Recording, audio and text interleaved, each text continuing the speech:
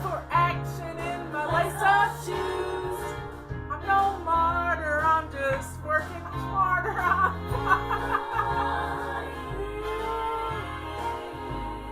Oh, that's funny. I didn't know I had those on here. That's cute. My voice isn't cute, but anyway. I'll be glad when my hair can really stay behind my ears without me spraying it to high heaven. Oh yeah, I had to run and get, thank goodness the mic wasn't on. I forgot my remote control and I had to go get my remote control. And because yesterday I noticed it had some little white crud back here. And Robert worked on it for me because one of the batteries had corroded. So he fixed it. It's nice to have a fix-it man around the house. Anyway, so today, everybody's getting in here. What day is today? Today is Wednesday. It is anti-procrastination day, but it's also the first day of the month. And you know what that means? We have a new habit.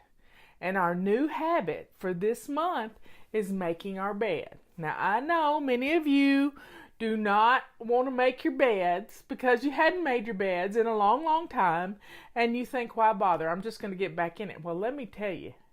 When you start making your bed, you're going to be blown away about how good your bedroom looks. And your bedroom should be the cleanest room in the house.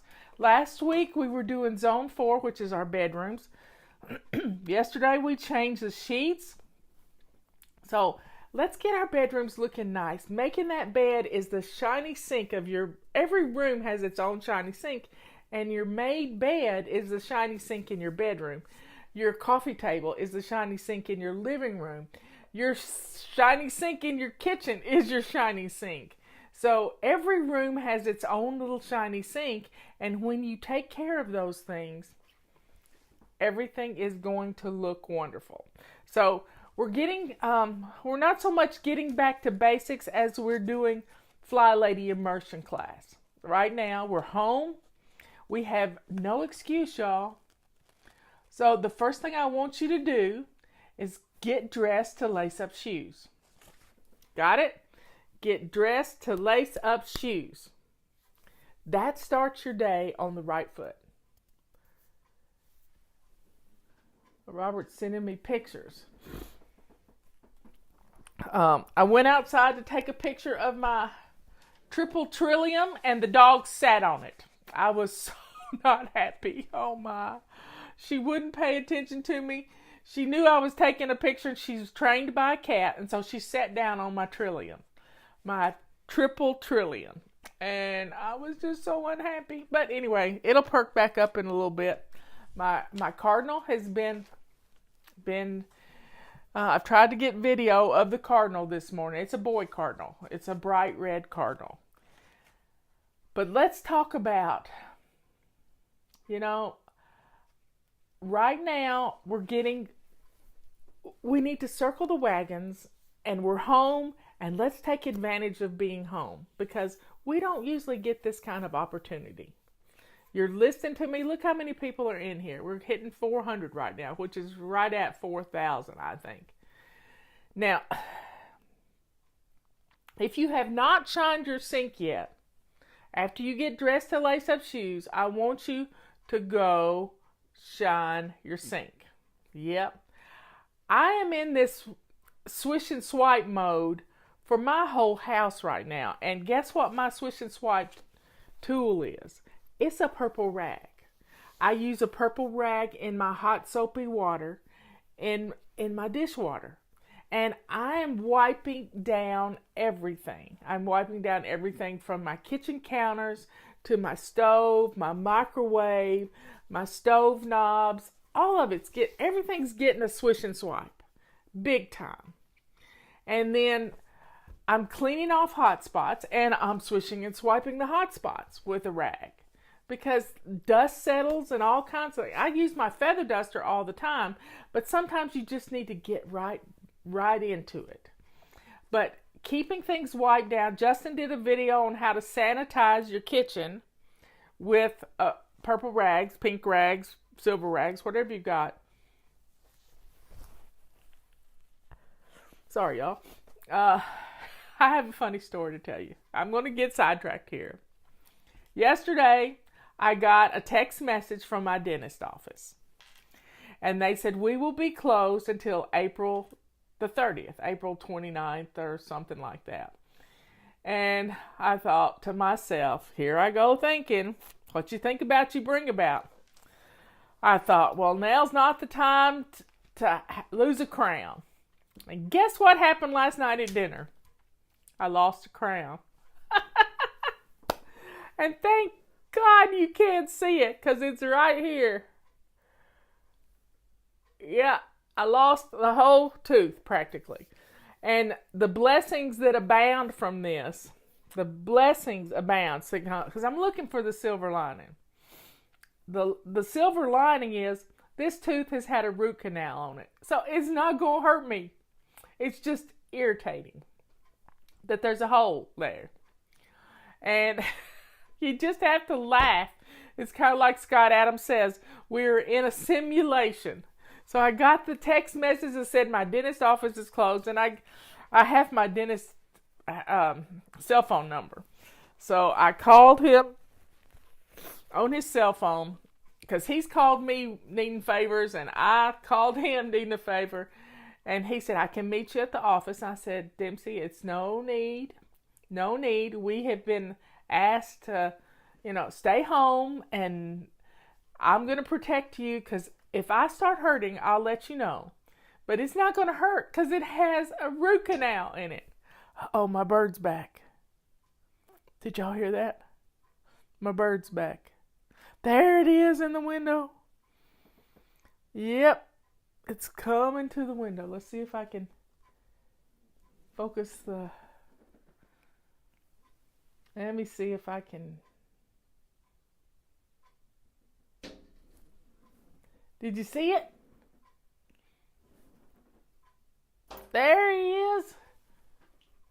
He's there. He's coming in, but the window kind of blows it out. He comes in right by St. Therese. That's just weird. I love it. There he's back again. He's really showing out today. That's a happy bird. He's really showing out. I just believe, God's listening to us. He knows we're all kind of having a rough time of it. But, we can get some things done in our house. So here are the things, and I keep preaching on this every day, and I'm going to continue to preach on it.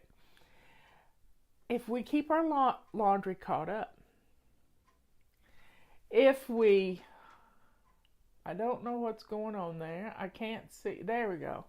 If we keep our laundry caught up, if we do our dishes, if we get dinner in the crock pot ready to go, that frees us up the rest of the day to declutter and get some things done in the house. Angela saw him. Yay, yay, yay, yay. Because the window kind of blows it out unless it's a rainy day like yesterday. But the main thing we got to do is take care of ourselves. If you don't take care of you, who will? So, drink your water. What's for dinner? Yep. I'm trying to come up with an acronym, kind of like only handle it once, like the Ohio acronym, and I haven't done it yet. But let's make a list of these things and just put them on a note card. Put them on a bright, cheery note card, and let's make a list. So, get dressed is the first thing. Get dressed. Make your bed. Swish and swipe your bathroom.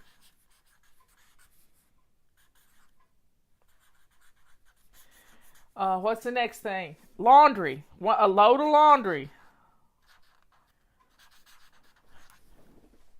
Okay.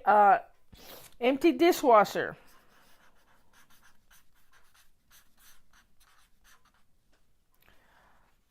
Shine your sink.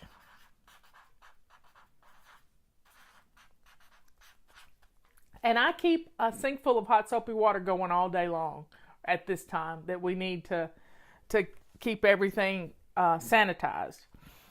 What's another thing? Oh, hot spots. Hot spots. So there you have 1, 2, 3, 4, 5, 6. That's 7 things. This is like a daily weekly home blessing. 7 things. Get up and get dressed. Make your bed. Swish and swipe your bathroom. Bam. That part of the house is done. Grab a load of laundry. Put it in the washing machine. Empty your dishwasher. Get something in the crock pot for dinner. And shine your sink while you're in the kitchen. And then put out the hot spots. You know where those hot spots are. Your dining table, your island, your coffee table in your living room. See?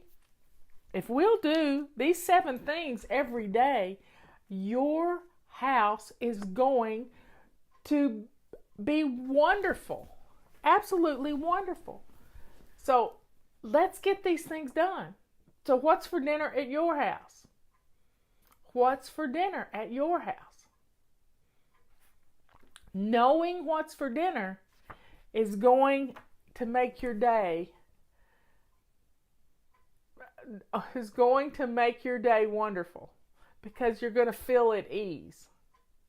Now you can have little things for lunch. You know, you can fix the kids a peanut butter and jelly sandwich, and you can have something. You can have leftovers from last night. I loved planned leftovers. I've got some leftover chicken, and today is Wednesday. It's anti-procrastination day, so we're going to factor in our basic weekly plan.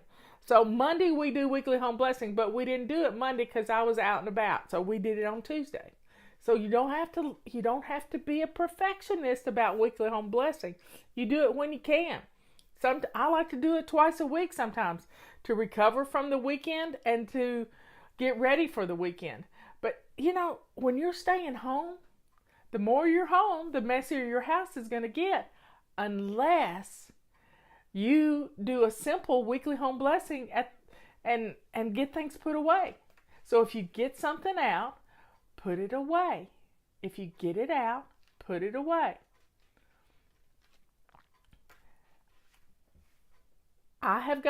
We've done inventory of our food in the house, and we're good to go. We may not like what we're eating, but guess what? We're not going to be stuck in some rut.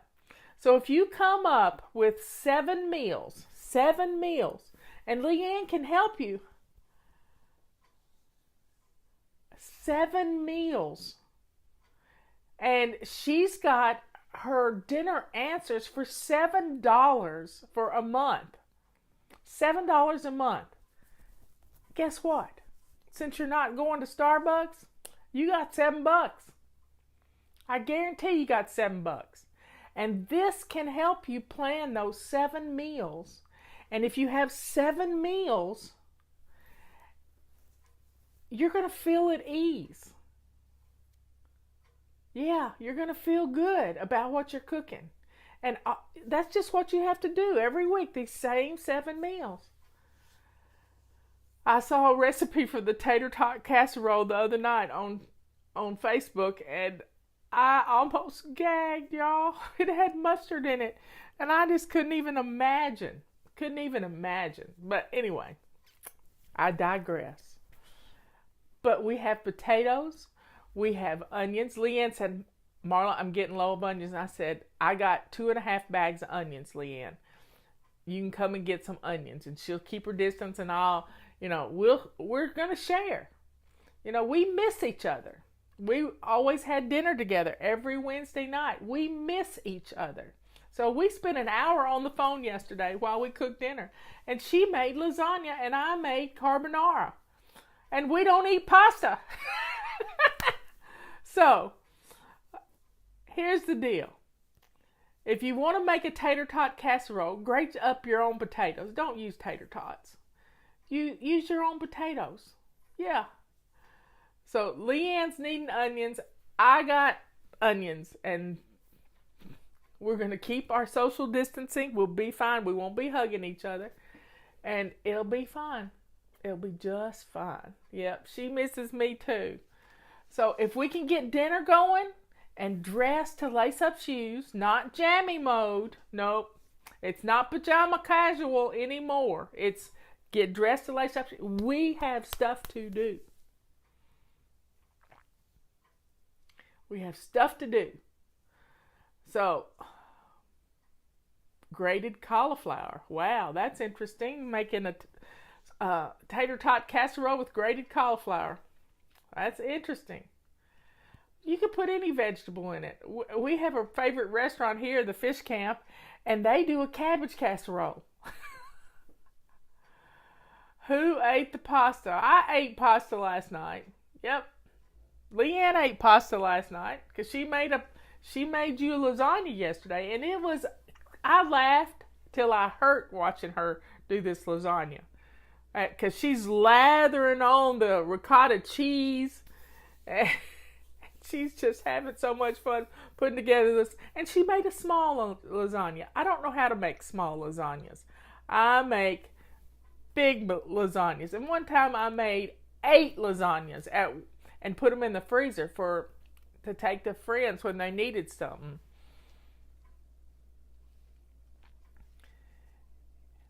So folks, we can get this done.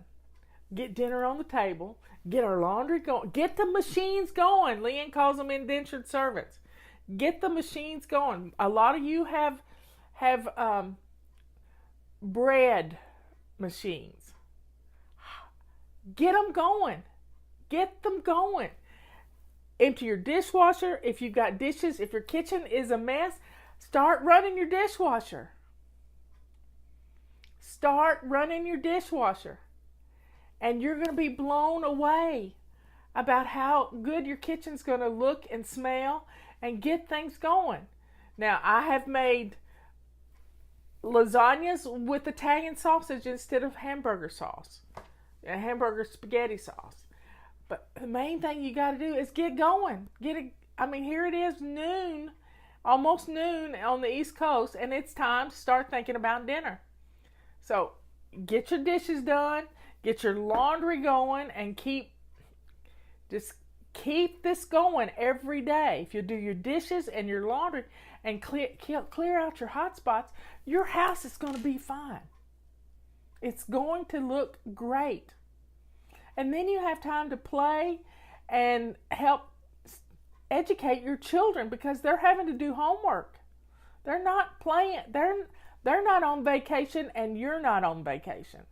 You have a job to do. You got the most important job in the world, and that's to educate your little children. If you're retired and you don't have any children at home, your job is to get your home ready for this to be over with. So we can have a party. Let's plan for a party. Let's plan for a party. We can get through this, and we can get through it and have some fun. And I got to thinking yesterday, I know what the problem is. I know what the problem. I got lots of cabbage too, Leanne. I don't need any more cabbage. I got 2 heads. Because I'm going to make some stir-fried cabbage with bacon. But I got to thinking about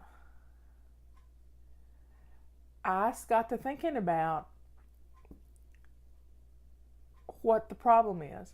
And it's because we live in a just-in-time inventory world. Everything from your home to your favorite business to your state, your county, all of it is a just-in-time inventory. So here's how it works. With a just-in-time inventory, you only have enough stuff in the house to get you through the week or through a month. But many years ago, I adopted a philosophy that I would keep on hand 2 items of the things that are in my perpetual pantry. Now, Leanne can talk to you about your perpetual pantry. But in 2000, I decided I would always have enough on hand. I would have for two items. So when I used one item, that would go on the grocery list. And when I would use the oldest one in my pantry, and then first in, first out. That's the rule. But when we live in a just-in-time inventory, we don't have backups. So when there is a problem with the supply chain, which has been the problem with our supply chain, when 2 big ships from China get turned around with all of our protection devices for our hospitals, and they go back to China to save them from this virus, you know what? We're stuck. So we've got to build our own supply chain within the boundaries of our country. And if you're in another country, then you got to build them in your country too. We've got to make the things we use. Thank goodness we make toilet paper here, because we have reserves of national forests. That's why we have national forests. Did you know that toilet paper comes from trees? Yes, it does. It comes from trees. It's a byproduct of the lumber industry. The chips. Guess who used to be in the lumber industry? Yep, I ran a sawmill, and we sold trailer truckloads of wood chips to make toilet paper. So we make toilet paper in this country. That's a wonderful thing. We're not going to run out of toilet paper because trees are a renewable resource. Yes, they are. I have a forest, 10 acres of forest. We can heat our home if we have to with the trees.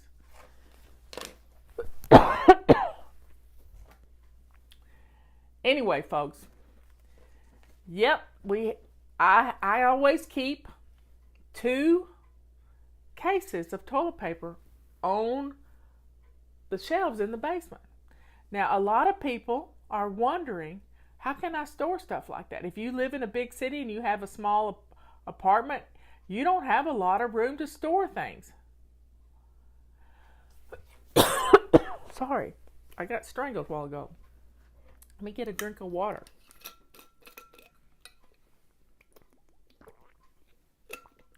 Okay. So, yeah, I've done a lot of things. I worked in a furniture store. I did their books, but I also cleaned air conditioners and fixed vacuum cleaners. I've done a lot of things, but everything I've ever done has prepared me for this moment in time, for such a time as this. Yep, I used that quote this morning. It's from the Bible. I don't know where it comes from. Somebody can tell me. For such a time as this. I think it's Esther something. I've done a lot of things, and I've been good at a lot of things. As Scott Adams says, I have this talent stack. I kept books. That's what I went to school for. In fact, it was my bookkeeper that recommended me for the job that I got with her dad. Yep. I kept books. I worked on things because I like to tinker.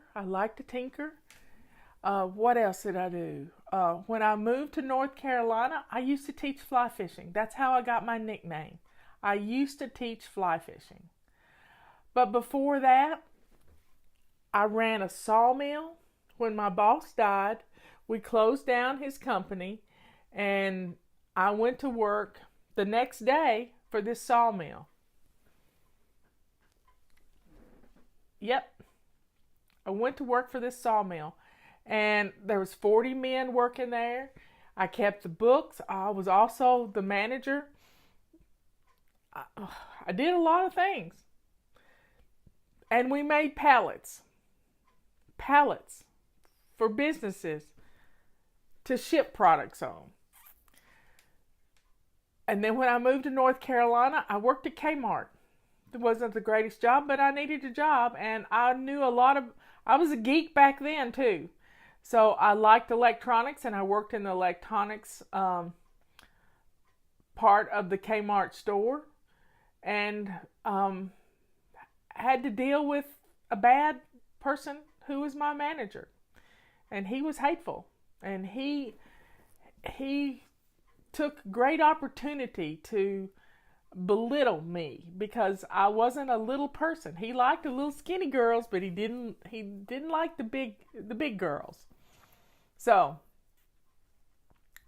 and then I went to work at Earthshine Mountain Lodge, helping teach kids about nature and hiking and the outdoors. Right up my alley. And then I met Robert, and I started volunteering at our Republican headquarters. And then I realized that our county commissioner was going to get elected to the North Carolina House of Representatives. I said, honey, I think I want to put my name in for that. So Robert ran the campaign for me, told me what to do, and I got nominated to replace her because of toilet paper, y'all.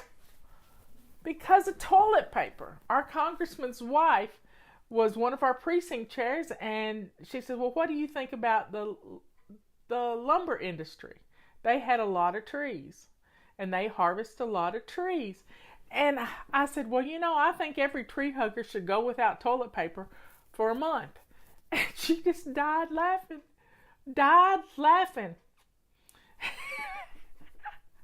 And so she nominated me, and I told her about my stint as being a manager for a year of a sawmill. And it was funny. So trees are a renewable resource. They live to be about 80 to 100 years old, and then you harvest them. And they come back. It all comes back to toilet paper. So somebody said they're a tree hugger. I'm a tree hugger, but I get your point. We're all kind of might have to go without toilet. Maybe we're going to come up with a new way to clean our bottoms, So it's all good. And so then I got nominated to be a county commissioner. I served 6 years. 2 years of being nominated in a 4-year term. I got elected. And then I got unelected by 27 votes in a primary. So always go vote. Go vote, because small voting times really make for skewed elections. And so I was a county commissioner, and FlyLady's started while I was a county commissioner. It started because I was a county commissioner. And I needed to get organized, just like you're trying to get organized right now. And it was an amazing process. When we hit 30,000 members, my county manager already said, Marla, you got more members in your group than we have in our county. And now we're over 1 million if you look at all the numbers, and I can't even keep up with it. Can't even keep up with it. So for such a time as this, God trained me in lots of things. Budgets, big numbers don't scare me.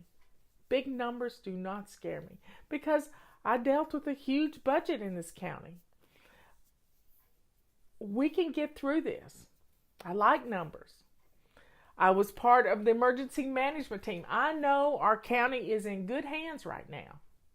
And I know this state is in good hands. And I know this country is in good hands because I'm watching the press conferences every day.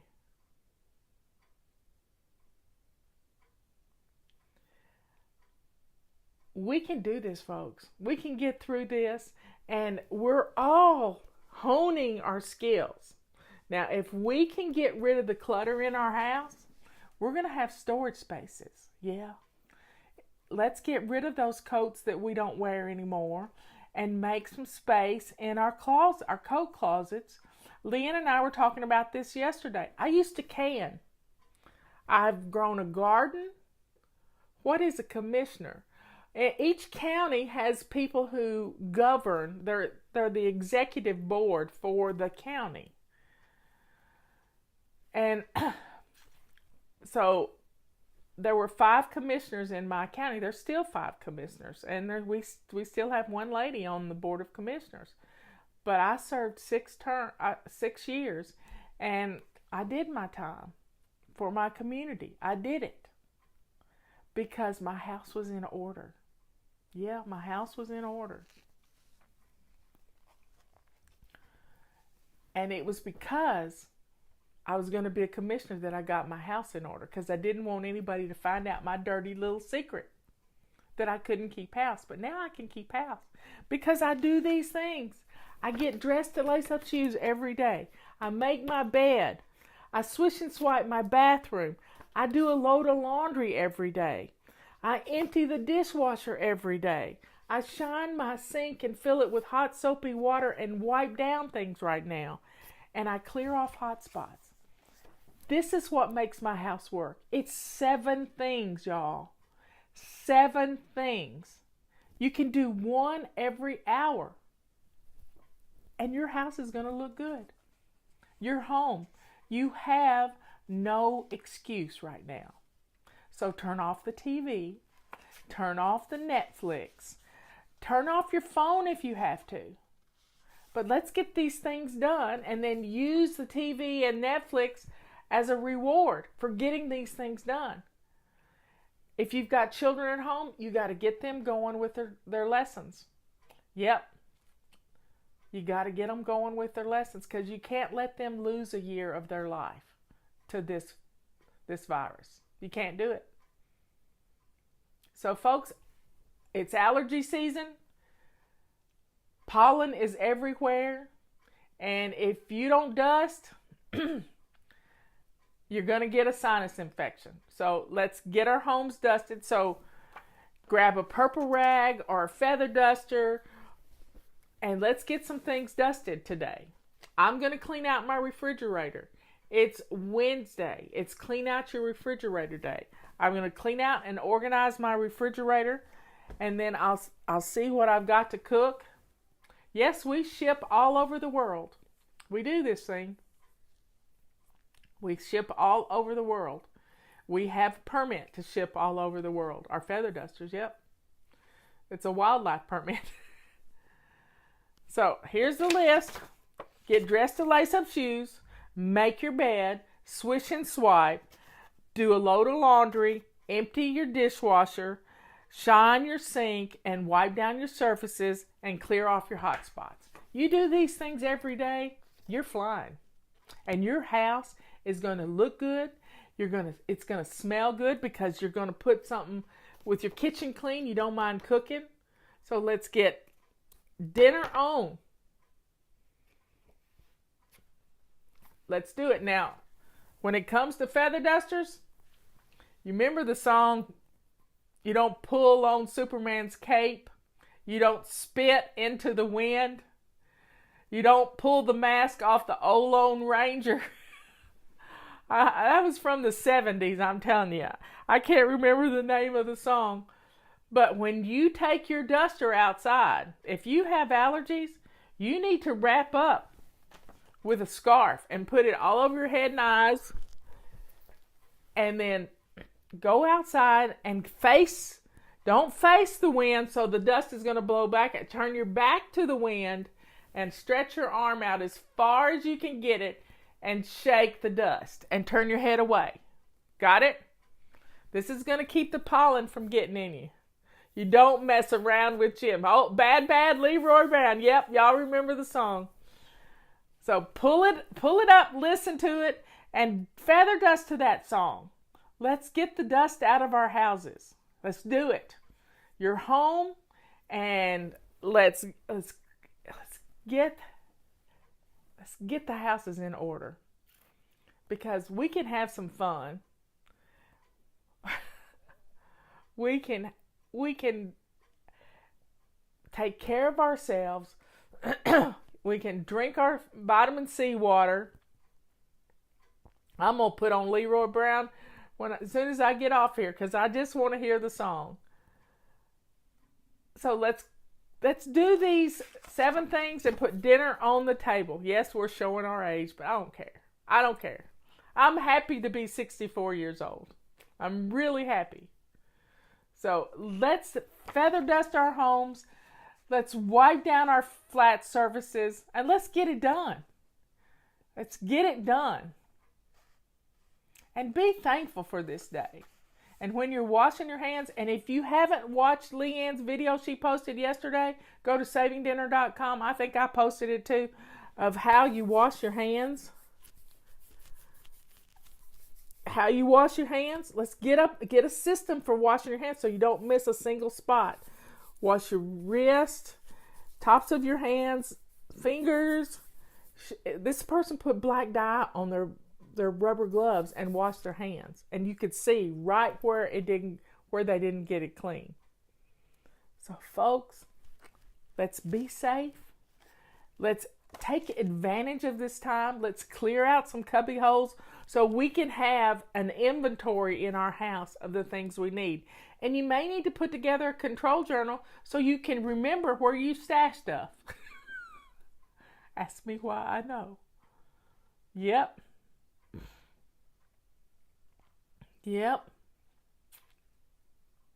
Life is good. Yeah, we got this terrible virus here, but you know what? We're smarter than a virus. Yeah, we are. And we can conquer this thing, and we can get through it, and the numbers are looking up for us. And if we have to stay hunkered in just a little bit longer to kill it dead, by golly, we can do it. And when we get through this, we're going to have houses where we can have more than a just-in-time inventory. We can have stuff the places we need it. And we can be prepared. We can be prepared. Yep. Let's get it done. I love you all. I'll talk to you at 3 o'clock this afternoon.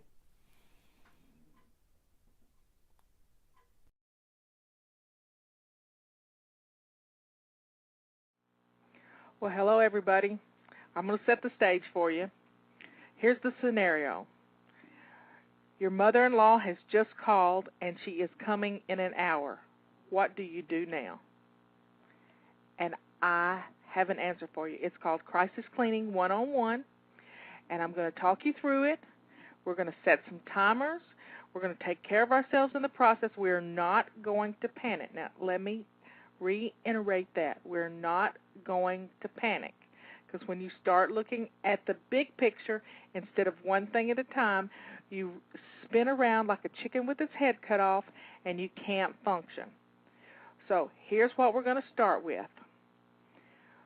I want you to get a bottle of water.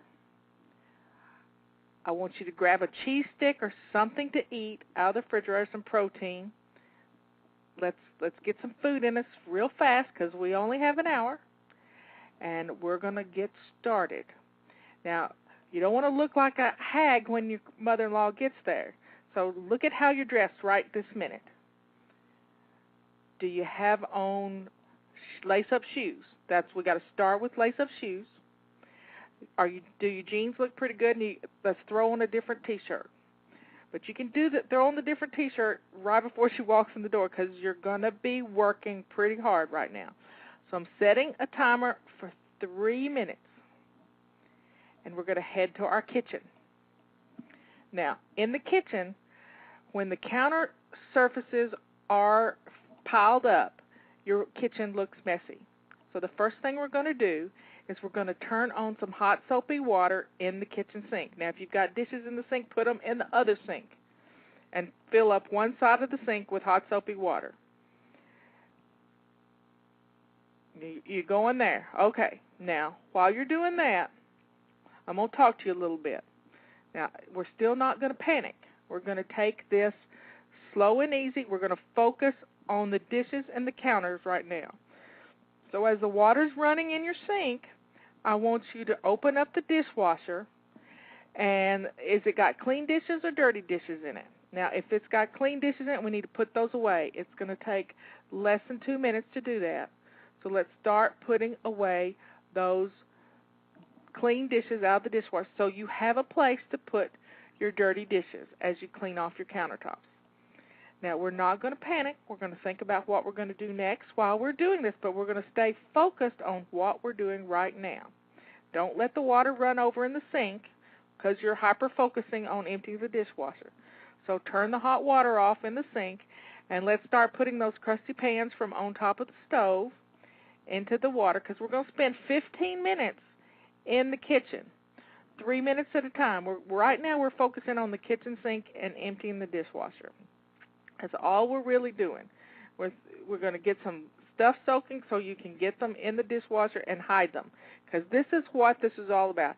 It's hiding the way we live, and we can't beat ourselves up about this. We've just got to take care of ourselves and get the house looking presentable. And in 15 minutes, the clue here is to spend 15 minutes in your kitchen, 15 minutes in your living room, and 15 minutes in the main bathroom of your house. That's where, in case you might have to go there, you've got to make sure that everything's clean or everything looks presentable. It may not be white glove clean, but anybody that's going to come in with a white glove in your house doesn't need to be there. And you can just meet them at the door and say, just turn around and go home. If you're going to come in here with a white glove, I don't want you here. And guess what? You get to do that. You really get to do that. So you're focusing on the dishes in the kitchen sink and in the dishwasher right now because we've got to have a place to put them, and we're going to be fine. Things, you've been sick. The family, it's flu season, for God's sakes, and things are tough, and we've got to stay focused on what we're doing. And it also helps to have some good music. So here's our timer. It's going off. That timer tells us we need to swap jobs for a second. So, okay, now you need some more music?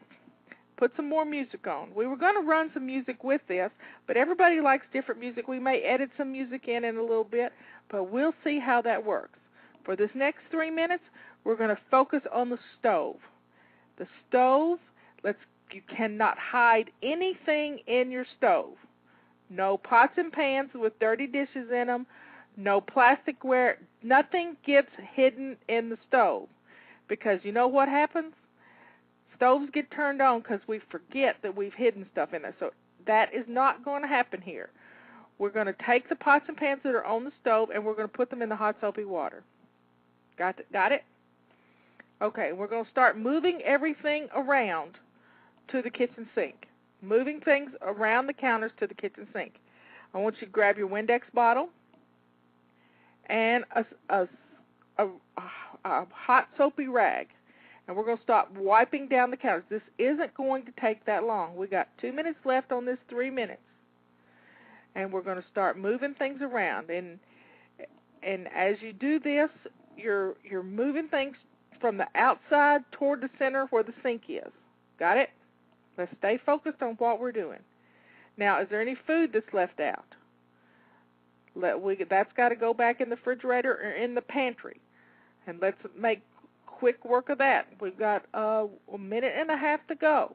We're moving pots and pans to the sink, and we're going to wipe down the counters. And we're doing this in a fast-paced motion. And I'm telling you, we can do this. It's not going to be hard. She's not going to be very critical because, by golly, you're going to get this done, and I'm right here with you. So get your music playing, and we're going to dance around this kitchen and work our way toward the center, toward the kitchen sink, because that's the foundation for our whole system, is keeping your kitchen sink clean and shining. We can do this. You can do it. I can do it. I can help you.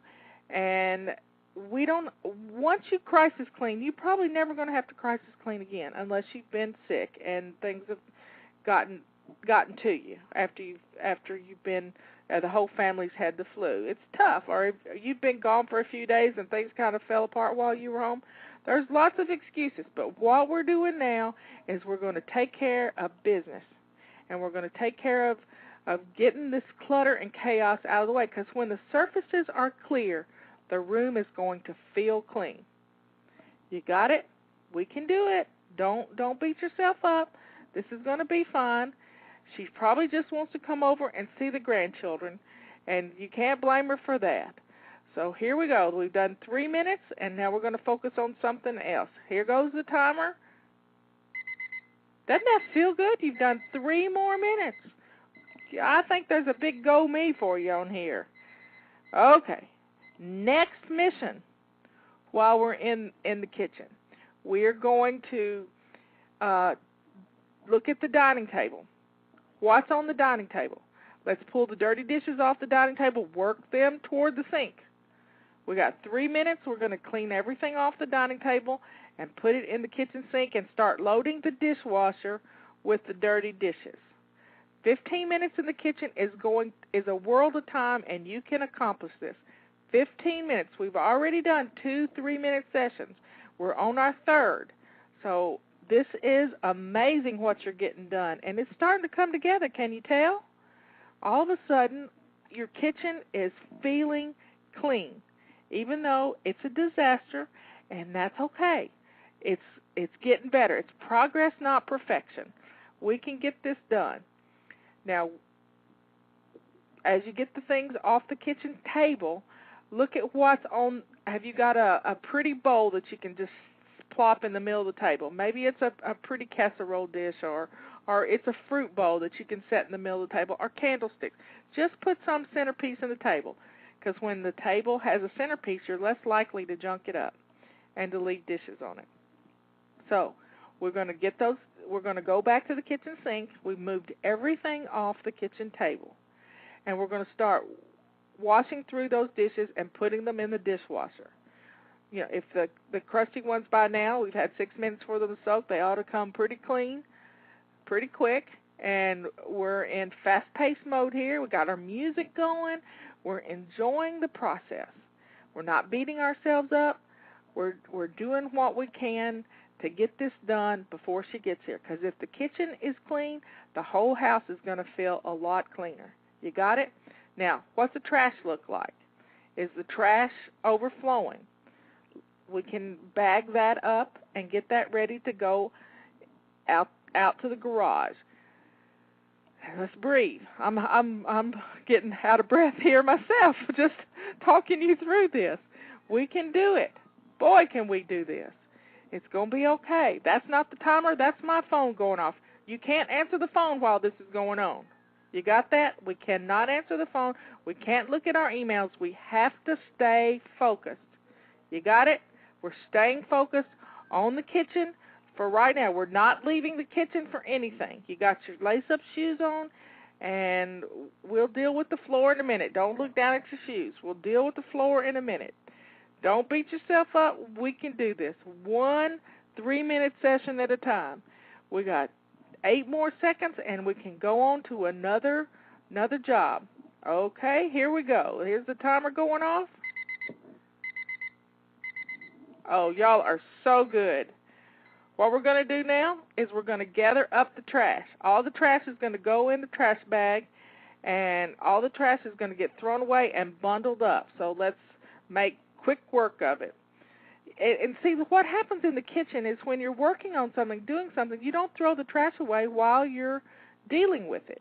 You say, I'll do that later. Well, do that later causes it to pile up on the kitchen counters.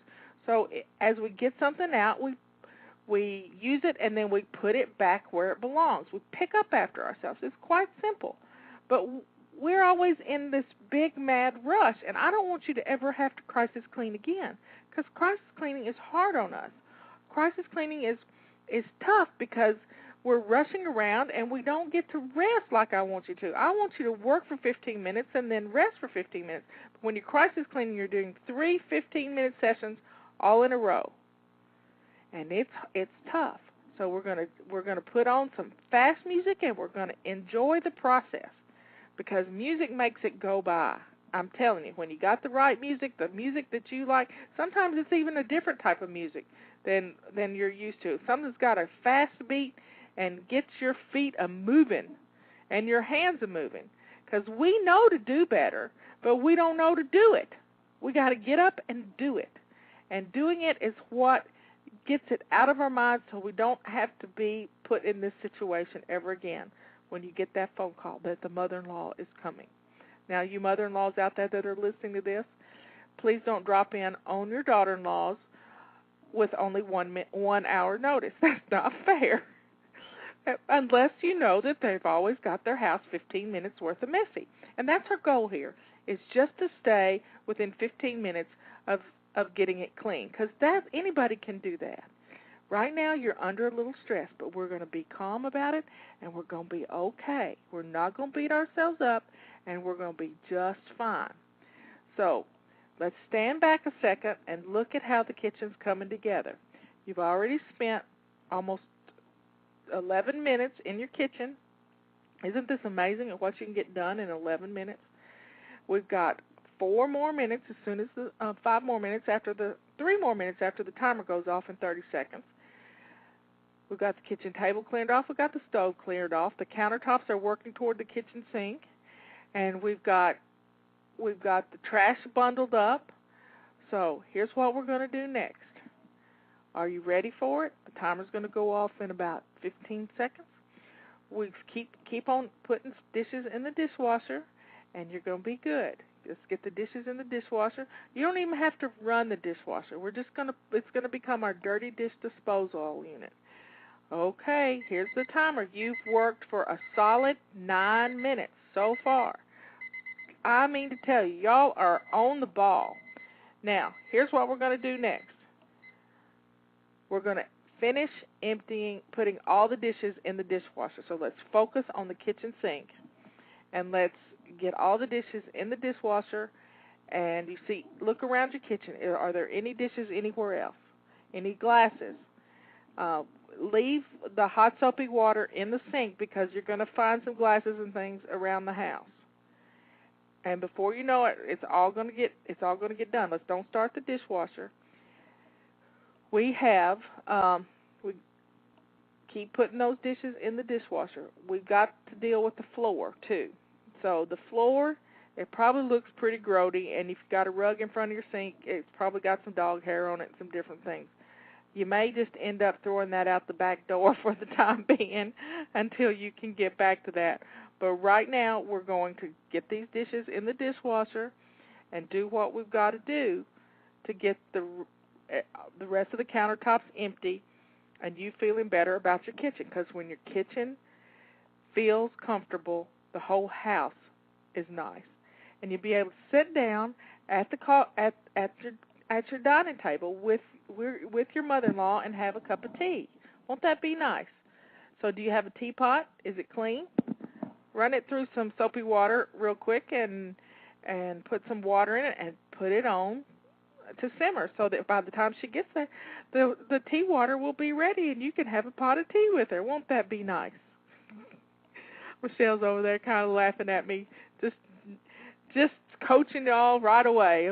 This is truly flying by the seat of our pants, and we're going to get this done. This is crisis cleaning on the fly. I'm telling you, we can do this, and we can do it and not be stressed out. I know it's hard, and we can't play the martyr either. We're going to have fun with it, and we're going to enjoy the process. Now, you can do it, and you can do it effectively if you won't whine. No whining allowed. Let's just get it done, and grab a drink of water real quick, and let's see what else we've got to do. We've got one more 3-minute session, and guess what? Did you know that you can mop your floor in 3 minutes when you have to? I'm telling you, you can sweep it real fast and then mop it. And you might not even have to mop it. You may just need to just get the dirty places up. But we'll see. You look at your floor and see what needs to be done while you're finishing the dishes, going in the dishwasher, and getting everything out of the sinks. Now, let's breathe a little bit. Breathe in and breathe out. And there goes our timer. Okay, we got one more 3-minute session. And in that 3-minute session, we're going to put the trash out out in the garage, and we're going to do the floors. Now, bag up the trash so you can have that out so you don't have to walk over your floor. And then let's get some hot soapy water. Well, let's sweep it first. Let's sweep the floor real fast. Sweep, sweep, sweep, sweep, sweep, sweep. And wherever you keep your broom, grab it, and let's just get the corners.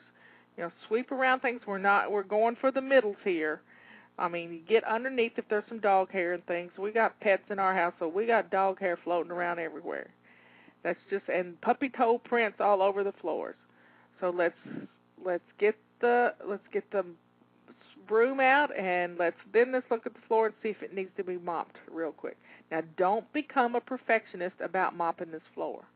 This floor has been dirty for a long time, and it's not going to get clean in 1 3-minute session. We're down to 2 minutes left in the kitchen, and then we're going to take a big, deep breath. But right now, we're going to get the floors clean so that they look halfway decent. They're not perfect, and I wouldn't eat off of them, but by golly, they'll pass inspection, and that's all that counts. And if you have to, you take a towel and you fill it full of hot soapy water and put it on the floor. Pam and Peggy call this slipshod cleaning, and stand on it and then just walk around the floor real quick. I mean, grab a dirty towel and just do it. It makes it easy because if the wet towel will get the most of it, and while you go into the living room to work, on the next 15 minutes, your floor dry and everything will be good. So we got 1 more minute to work on our floors. Those floors, every little mess. You know how to keep the messes from making the sticky messes in the floors? When you spill something, you grab a towel or a paper towel or a rag and you wipe it up and not let it sit there. I keep a bottle of Windex under every sink in my house. And when you have a spill, you just squirt some Windex on it, and by golly, it comes right up. Windex has just a little touch of ammonia in it. It's a great floor cleaner. I used to just clean my floors with water and ammonia. But Windex does a great job. And in a pinch, you spray it and wipe it. Spray it and wipe it. You can get the worst of the puppy toe prints up, and you got it clean. So, just take it slow and easy. I know I'm rushing you, but we're not gonna panic. Because, believe it or not, in 45 minutes, she will be here, and maybe she'll be running a little late, but probably not, but we'll just laugh if she's early. Okay, there goes our timer. Now, what I want you to do right this minute is take a big, deep breath. And breathe in, and breathe out, and we're going to go on to the next room. You got it? Kitchen looks pretty good, doesn't it? You spent 15 minutes in there. You can get it done in 15 minutes. You didn't know you could do that much in 15 minutes, did you? Okay, we're going to start our next session, and we're going into the living room. Now, the living room is pretty easy to keep clean. If you only had vertical surfaces in your living room would always look clean. But we have tables in our living room. We have coffee tables and end tables and units that have our TVs and things in it. So what we're going to start with is clearing out our hot spots. You got it?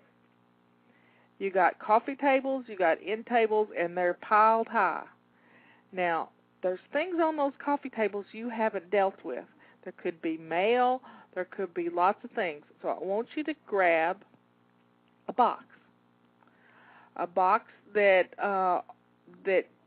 you're not going to throw away. Maybe it's a laundry basket, maybe it's a little Rubbermaid tub, and I want you to rake everything off of that table into the box. Now, this is speed cleaning at its best because we're going to put this in a place where you'll have to deal with it. Now, I hope your mother-in-law is not going to spend the night and have to use your shower or your bathtub because that's where we're going to put this box. We're going to take everything that's on the coffee table and put it in a box, and we're going to label, this is the coffee table. We're going to put a piece of paper right on top and say, coffee table, because you know where things were, and if you move them, you're never going to find them again unless you know where you've put it. So we're going to take this little box and we're going to rake everything off into the box, and then we're going to go set it in the bathtub. Now, I know this sounds stupid, but you'll get back to it if you'll do it this way. So what we're going to do is we're going to take the box and we'll rake everything off into the coffee table box. And then we're going to take everything and we'll grab another little box and we're going to grab everything that's on the other end tables. And then we're going to put those boxes in our bathtubs. This is speed cleaning at its best. Now, look around. What do you see? Stuff on the floor. Gather everything up into a laundry basket that's on the floor. You got it? You've got DVDs and things sitting out. Put them back where they go. We can do this. It only takes 2 minutes to do a hotspot fire drill when we're not hurried. Now, if you want to try to put some of this stuff away, that's great, but don't hyper-focus on putting things away when we've got to just make it look presentable. Another thing we got to do while we're in the living room, and we're going to do this in the next 3-minute session, is we're going to feather dust. So because we cleared off the flat surfaces. When you clear off the flat surfaces, you're good to go. So here goes our timer again. We're going to go in for our next 3-minute session. Our next 3-minute session is going to be feather dusting. So grab your feather duster, and we're going to feather dust everything in the living room and in the front room of the house. When they first come in the house, that entranceway, we're going to feather dust all of that. And put everything, every flat surface has to be empty, because when the flat surfaces are clear, the house looks clean. Isn't it amazing how clean a house can look when every flat surface has been emptied? It's just, we allow our procrastination to cause our houses to look messy. So this is kind of funny when you think about it. The thought that we don't have time to do something makes this happen. So we're going to feather dust our living rooms and our front rooms, and before you know it, everything's going to start looking pretty good. Now, I'm not asking you to get out the furniture polish. We're not going to detail clean. We're just going to get the gray haze off the furniture. And we're going to put the magazines where they belong in the magazine rack. If you got too many, let's put them in a box for recycling. You got it? We're doing really well, and I forgot to set my timer that time, so I'm going to move it down to, let's see, we'll go to 2 minutes, because that was about a minute ago. Anyway, we've got, here we are in the living room, and we're on our second 3-minute session, and we're feather dusting. Now, the living room is already looking pretty good. You scraped off everything off of every flat surface, and now it's easier to feather dust. And we're putting the newspapers where they belong and the magazines, and wow, this room is going to be amazing when you get finished. Because when your mother-in-law walks in the door, that's the first thing she's going to see is your entrance and your living room. And the kitchen is going to be over to the side, unless she comes in through the back door and she comes straight into the kitchen. But you done got that one covered. The kitchen is clean, and you're coming into the living room. So take a breath. I need to breathe. And we're doing great. You're doing great. I'm rattling on, trying to keep you motivated into doing this. And we are going to get this done, and things are going to be fine. Believe it or not. It doesn't take long to get your house clean when you stay focused. And we can't multitask. We have to stay focused on one job at a time. And that one job at a time, right now, what you're doing is dusting. You're dusting the flat surfaces. You're dusting with a feather duster. You don't have to pick things up. You can dust around it. Hold it like a pencil and just flick it around, and before you know it, it's going to be clean. Now, in our next 3-minute session, we're going to grab our Windex bottle, and we're going to get some paper towels or a rag, and we're going to clean our windows. So let's put our feather duster away, and let's grab the Windex, and we'll be ready to go, and the timer's going to go off in just a couple of seconds. And wow, this is 2 sessions already. I'm telling you, We're on our third session, and we are headed into third session. Now, look at the floors. What's on the floors? Do you have magazines piled on the floor? Have you raked some things off on the floor that shouldn't be there? Or what about the comforters that you have and the pillows in your kitchen, in your living room? So let's look at how the room is going to look. What is out of place right this minute? Let's grab up the comforters and fold them and put them where they belong. Let's put the pillows on the couches how they go. We all like them a certain way. And let's arrange the cushions. Now, what's sticking out from under the couch? If it's sticking out, let's push it back under there just a little bit so nobody can see it. This is the ultimate stash and dash, I'm telling you. And we can do this, and it's not going to kill us. Now, what else looks out of place? Have you got any glasses and things in the living room that need to go? Any plates and dishes that need to go into the kitchen? Let's get them in the kitchen. But you probably already raked those off into those boxes. But it'll be okay. We'll get them in a minute, because as soon as she leaves, you're going to have to pick up. You're going to take those boxes and put everything away, one box at a time. You got it? As soon as she leaves, you're going to finish this crisis cleaning, and you're going to be so excited with the way the house looks and feels because you've spent this 45 minutes doing this. You got it? We can do this. It's a go-me moment here. I am so proud of you. It's amazing what you can get done when you just stay focused and you're not distracted by your cell phone, by your house phone, by the TV, by, the computer. You're staying focused. You got it? And I'm talking you through it, one baby step at a time. Isn't it amazing that baby steps can get us to where we need to go if we just put one foot in front of the other and not beat ourselves up in the process? Okay, here's what's coming up next. We've put everything that's out of place in where it needs to go that's on the floor. The magazines, the newspapers, all the recycling has been put where it needs to go. You folded up the pillows, the blankets and the pillows, and the cushions look pretty good. So when you walk in the front door, what you see is a room that, for all intents and purposes, it may not be white glove clean, but it's clean enough. And that's all that matters, because clutter is what makes our houses look dirty. Clutter is what makes us feel bad. And when we get the clutter off the flat surfaces, we will be just fine. Now, here we go. We're going into another 3-minute session. We've now done 9 minutes in the living room. 9 whole minutes in the living room. We're going in for another 3-minute session. And in this 3-minute session, we're going to vacuum.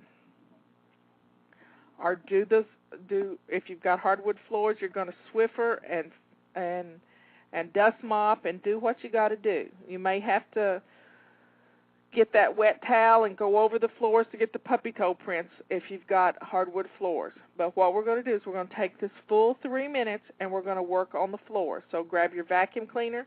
We're just doing the middles. We're not moving any furniture. You're staying right with the middles. I hope you've got your headset on so you can still hear me as you're vacuuming, and we'll just keep going. I'm telling you, you're getting it done. After we do these 3 minutes worth of vacuuming, you'll have another 3-minute session, and I'll tell you what we'll do then. And it is amazing at the progress you're making. 15 minutes in the kitchen, 15 minutes in the living room, and our next room we're going to be in will be the main bathroom. And it might not even take you 15 minutes in there. Now, the kids' rooms and your room, you're just going to have to shut the doors. It's hard, but I know she's probably going to want to go into the kids' rooms. But if the kids are home, you give them an order right now for them to go in their rooms and get their toys and stuff picked up. Got it? Because the toys in the living room need to go into the kids' rooms. Let's play a game with them. Let them throw them in a basket, but give them some direction while you're doing the living room floor. And, you can delegate some of this stuff, too. If you've got an army of children there that are big helpers and that they like to help, and that's what we're trying to do. We're teaching kids how to to jump in and be a part of home blessing hour. You can get this done, and you can do it easily. All you got to do is just stay focused on one thing at a time. Baby steps, because when we put our blinders on and we accomplish this one thing, then we can go to the next thing. But when we try to focus on 10 things at one time, we get nothing done. That's when we're spinning around in one place and trying to figure out where to start, and nothing really gets done. Don't be distracted by the telephone or by the TV or by the radio. You stay focused on what you're doing. The only thing you can do is if there is a tornado warning, you have to go to your basement. But right now, we're focusing on getting your home in order, so when the doorbell rings and it's your mother-in-law, you're not going to be embarrassed. And we're never going to have to do this again. If you will start doing your routines, you are going to be able to handle. Oh, there's our timer again. You can stop your vacuuming now. You've gotten as much done as you can possibly get done, and it'll be fine. It's going to look okay, and here's what we're going to do for the next 3 minutes. We're going to take that Windex bottle we talked about in the last session, and we're going to do the front door. We're going to do the hand prints on the front door and the dog nose prints and the muddy paw prints, and we're going to get the front door and the back door cleaned. And if you've got sliding glass door, any mirrors, any glass that you have in your living room and your front entrance, that has to be cleaned. So it's what you see when you first come to the door, and if it looks good, then you're in good shape. So let's stay focused on getting those puppy toe prints. I'm looking at mine. It's raining outside, and we got muddy paw prints on our doors. But I'm not about to clean them right now because the dogs are going to go out again, and it's fixing to storm, and we're going to have mud for a few days. So why bother now? You can do this. We got another 2 minutes on this mission. Let's grab our Windex and let's do what we got to do to get our windows and doors clean. You don't have to do the windows unless it's a big picture window and it's got handprints on it. But if you've got side windows on your doors and you've got a mirror that's pretty dusty, you can throw the feather duster on the dusty mirror and not have to worry about washing it with the Windex. But the muddy prints on the doors and the handprints, they kind of need to be cleaned off, and it'll look much better. You'll feel better about it.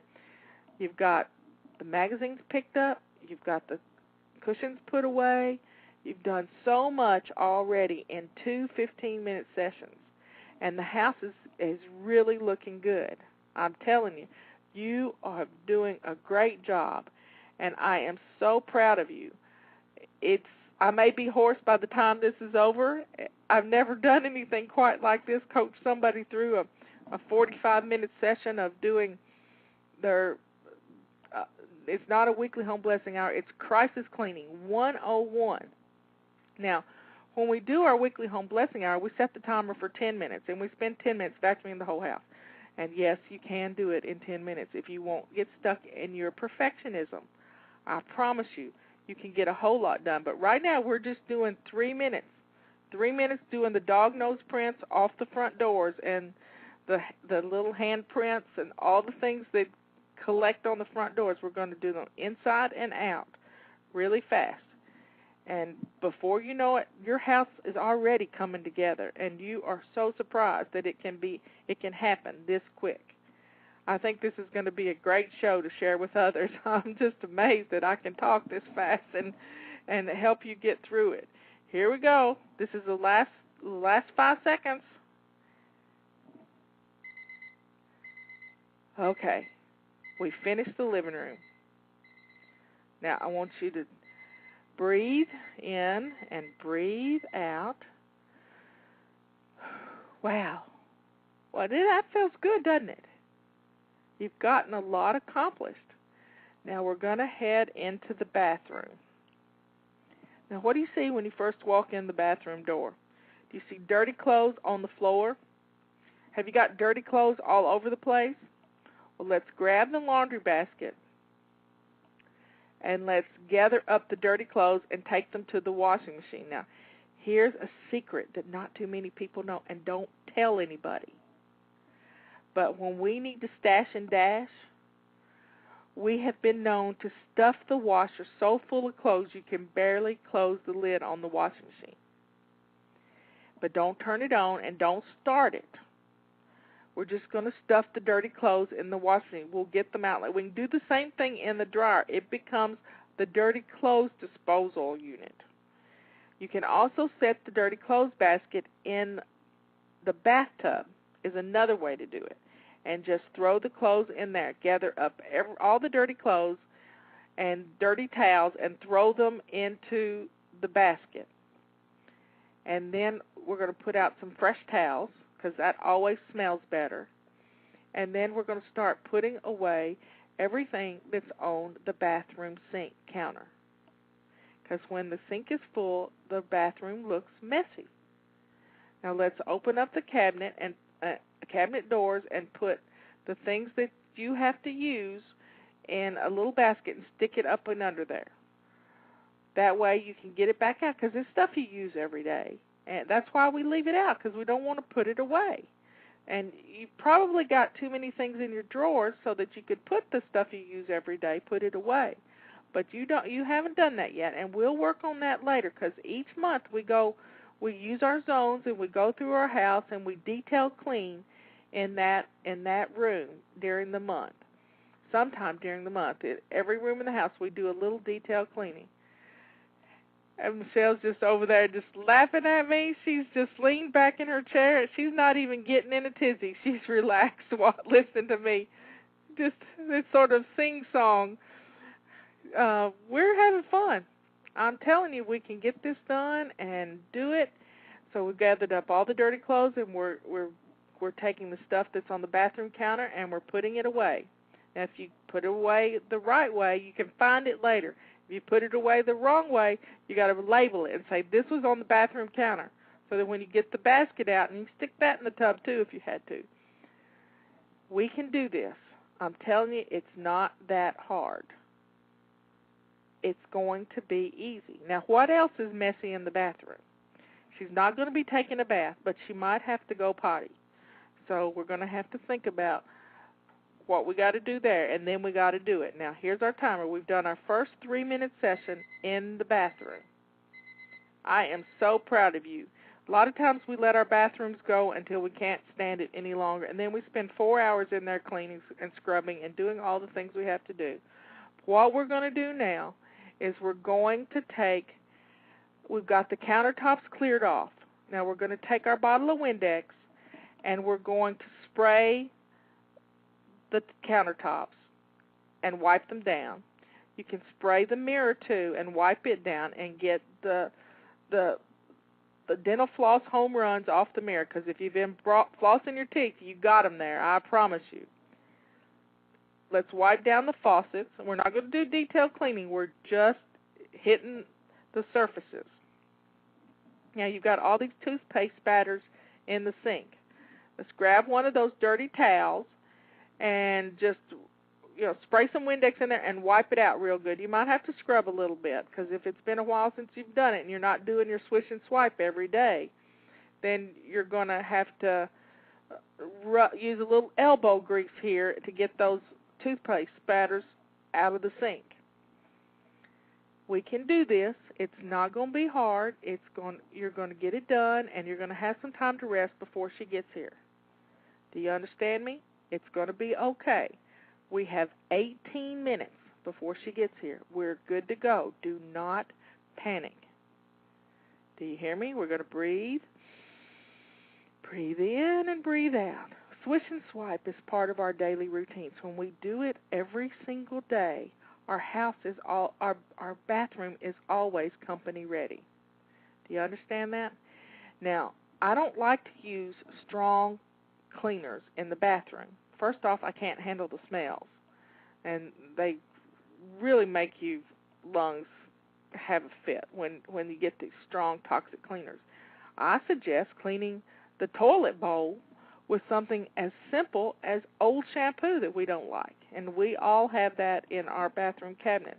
I know Michelle had a bunch of it that she didn't like, and we use that to clean toilets and things, and it's much easier if it's safe enough for your hair and your skin. It's not going to be hard for you to breathe. So I keep a little crock in my bathroom with 1 part shampoo and 1 part water, and I keep the toilet bowl brush sticking in it. You know, all those vases that are underneath your kitchen sink that you've been holding on to for a while, they make a great thing to put the toilet bowl brush in. It fits kind of nicely, and it comes up out of the middle of the vase, and it sort of gets the drippy stuff off so that you don't spread it all over the place.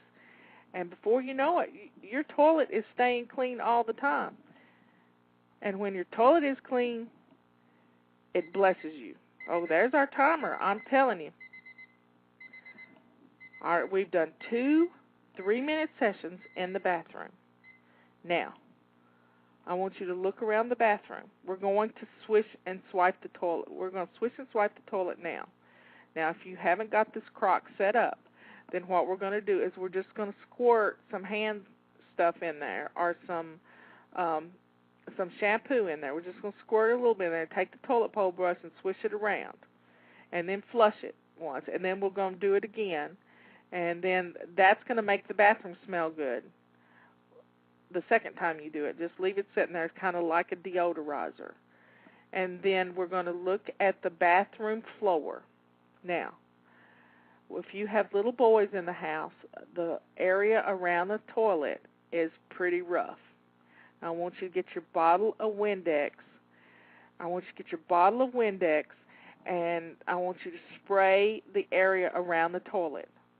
I want you to get some paper towels or a dirty towel, and I want you to wipe this dried up pee-pee up, and let's get it cleaned up, because that makes your bathroom smell bad. And we're going to spend the rest of our time, 1.5 minutes, doing this, because this will make your bathroom smell so much better if you can get this cleaned up. Now, the rest of the floor is, you get out of the tub and you got a rug there, and you step on the rug or the towel, and that sort of gathers up stuff, but we forget to throw that in the washing machine. Now, let's throw that in the bathtub, and let's get the broom after we get through the toilet. We're going to do the floors in the bathroom. Now, look, while you're still scrubbing the floor, I want you to look over at the front of the cabinet. Has it got toothpaste spatters on it too? And you can wipe that down after you get through with this. So we've done the surfaces, we've done the mirror. Now we're doing swish and swipe. And what we're going to do next is we're going to do the rest of the floor, not just the floor around the toilet. And we can do it. I mean, y'all are doing such a great job. I am so proud of you. This is going to be fun. You're almost through. We have 2 more 3-minute sessions, and I think we'll be through in the bathroom. I'm telling you, it is just amazing. I can't think of anything else we need to do in the bathroom besides put out some fresh towels. You've just about covered it all. And we've got keep wiping down that toilet, and we're going to swish and swipe, wipe down the toilet seat, and don't forget to lift up the toilet seat and wipe down the back of the toilet seat and the rim of the toilet, because if she brings Granddaddy with her too, he may have to lift the toilet seat up, and there's always surprises under there. Okay, we're going for another 3-minute session, and this time we're going to work on the rest of the floor. So get your broom, and I want you to sweep. Now, I don't have any carpet in my bathroom because it's always moist in there, so I don't like carpet in the bathroom. But so let's sweep the floor, and let's see what it looks like. Now, it's a small floor. It's not like it's the middle of the kitchen.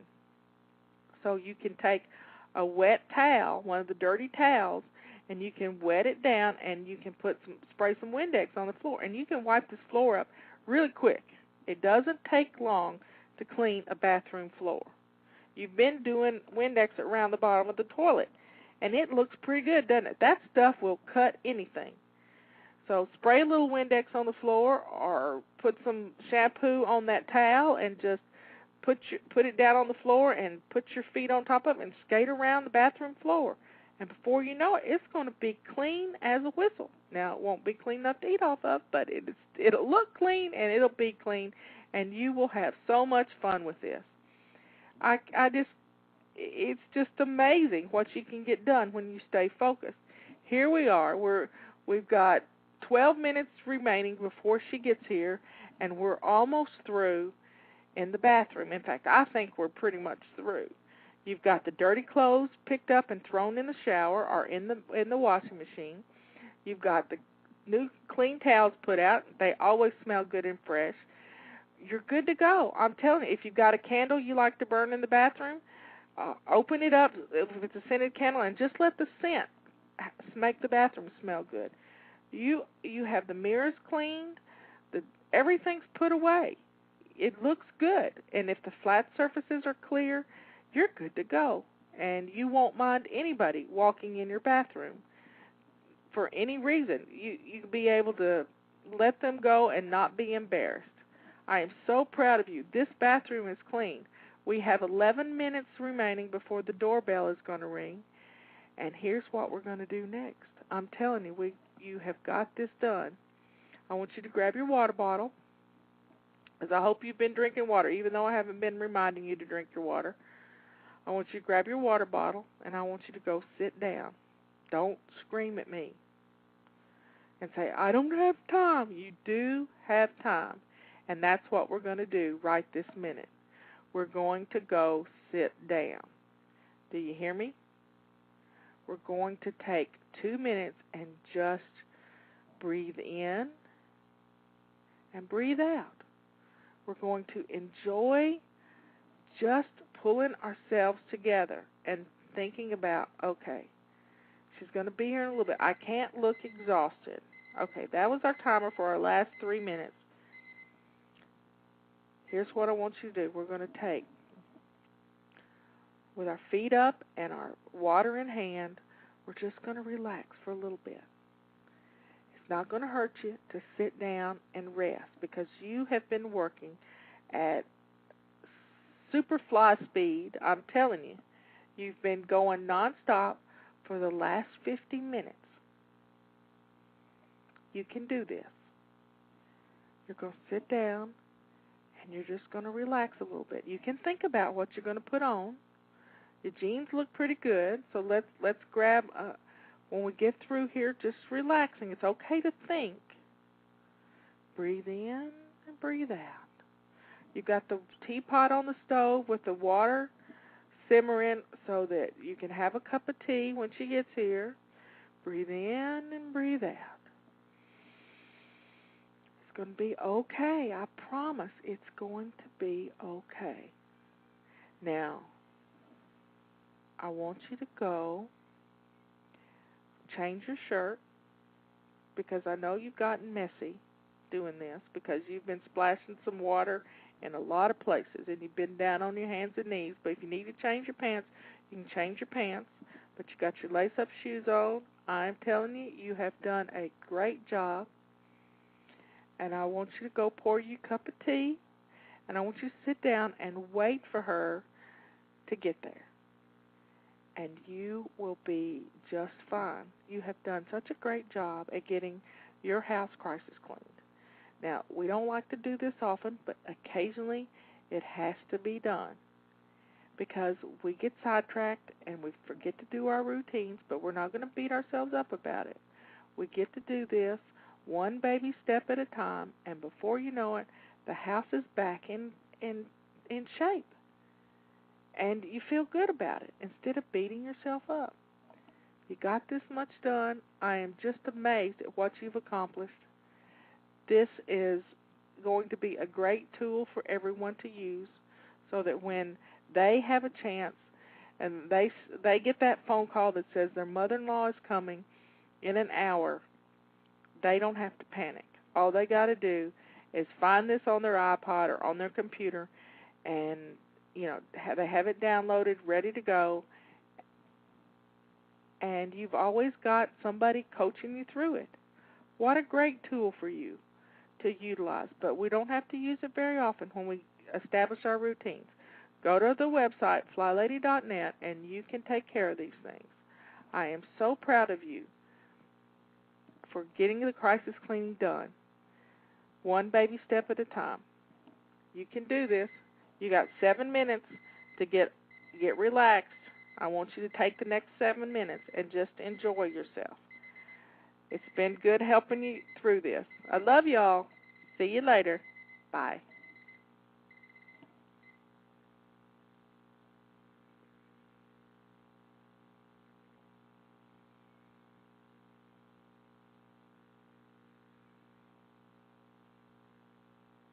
One, two, three.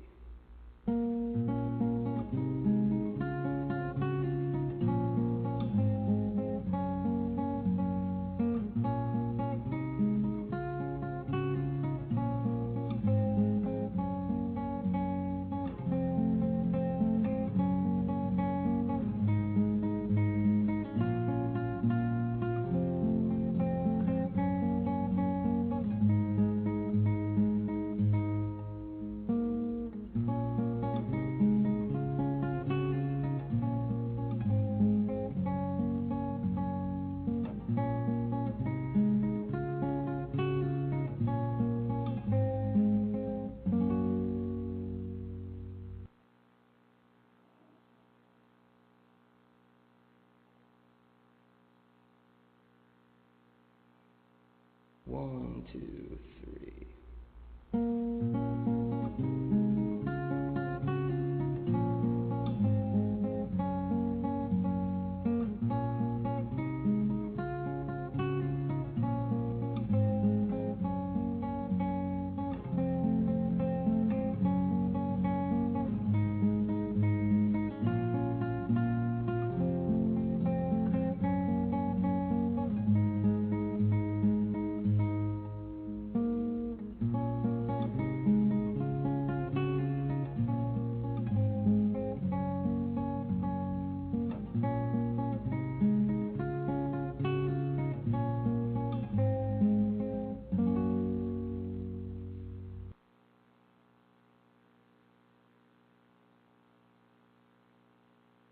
One, two, three.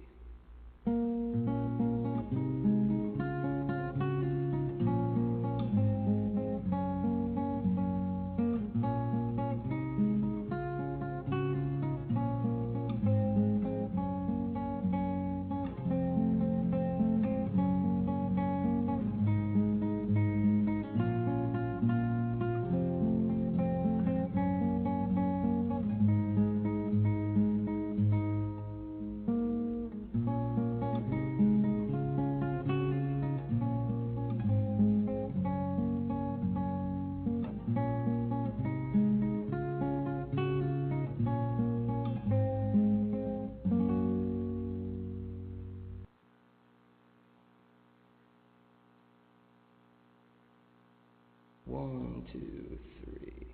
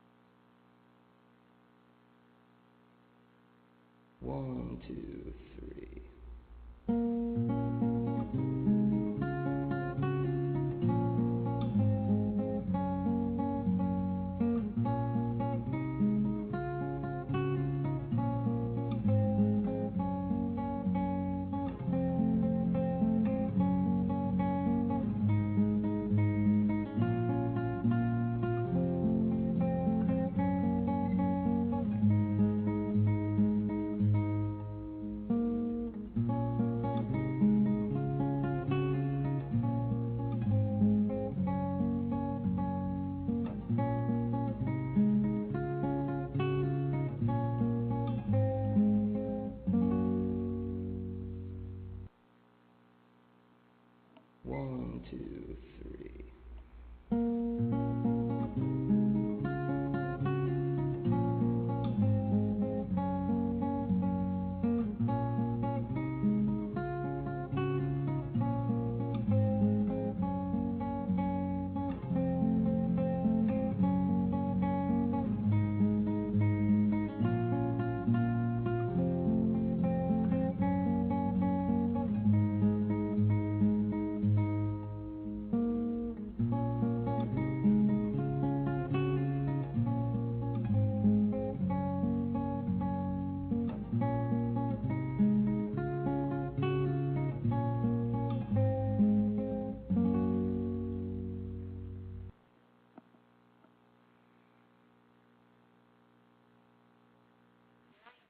1, 2, 3.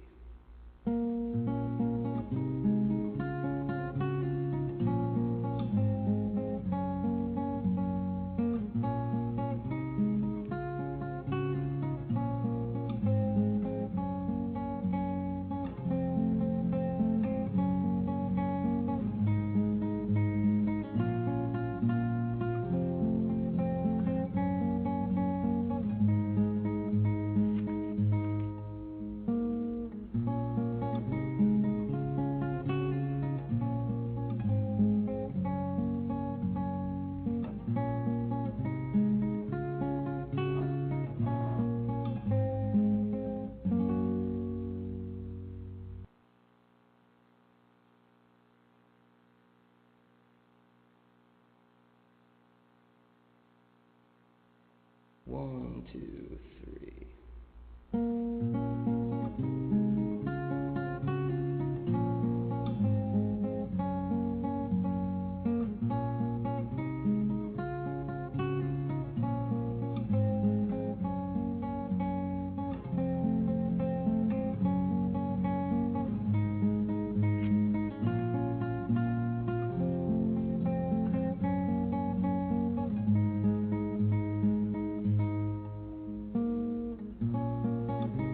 Blog Talk Radio.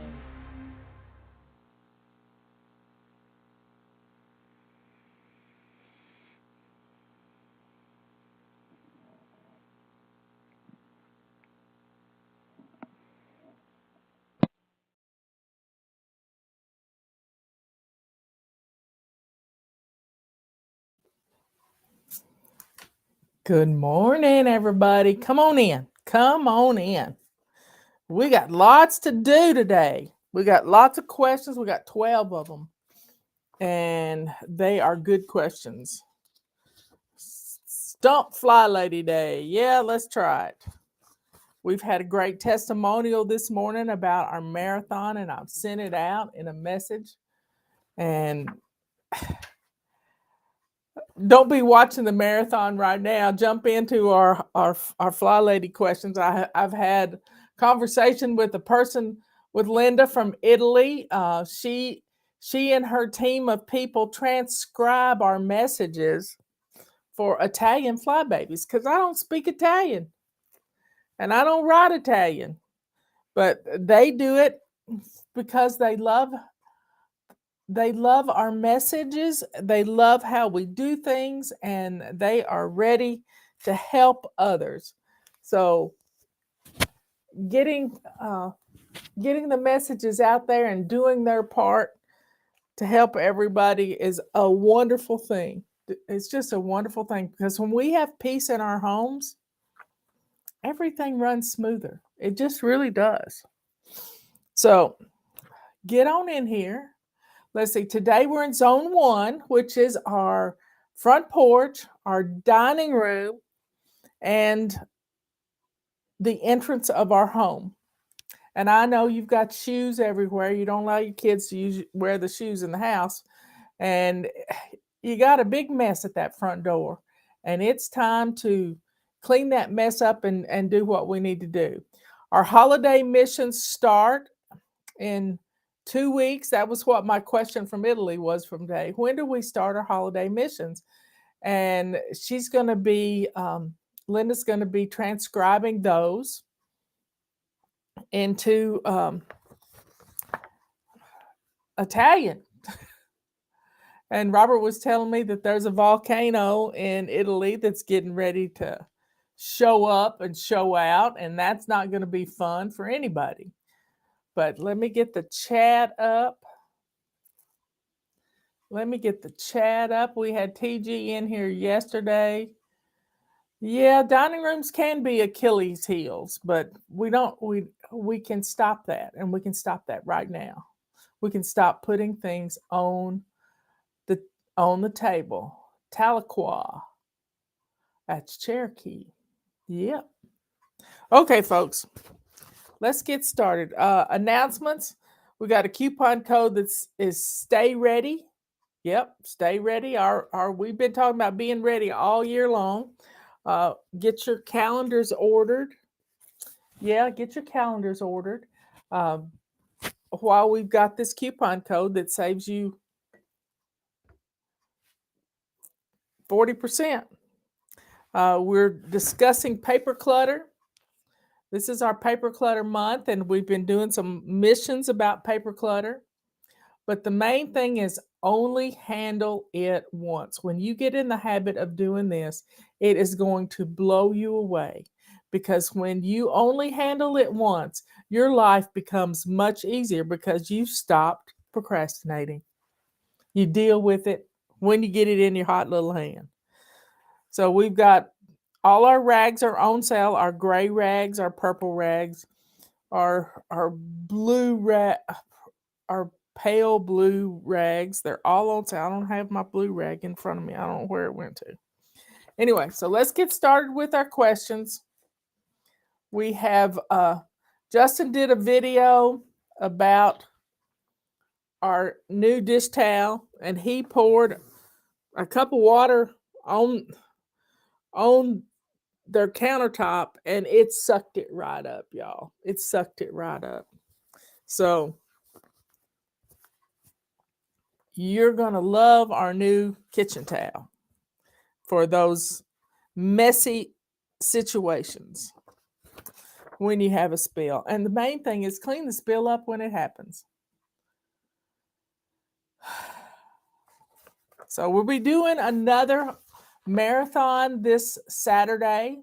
It will start at 11 a.m. and it will go for approximately 6 hours. It's hard for me to tell how long things are. I just start putting things in, and before I know it, I've got 6 hours in there.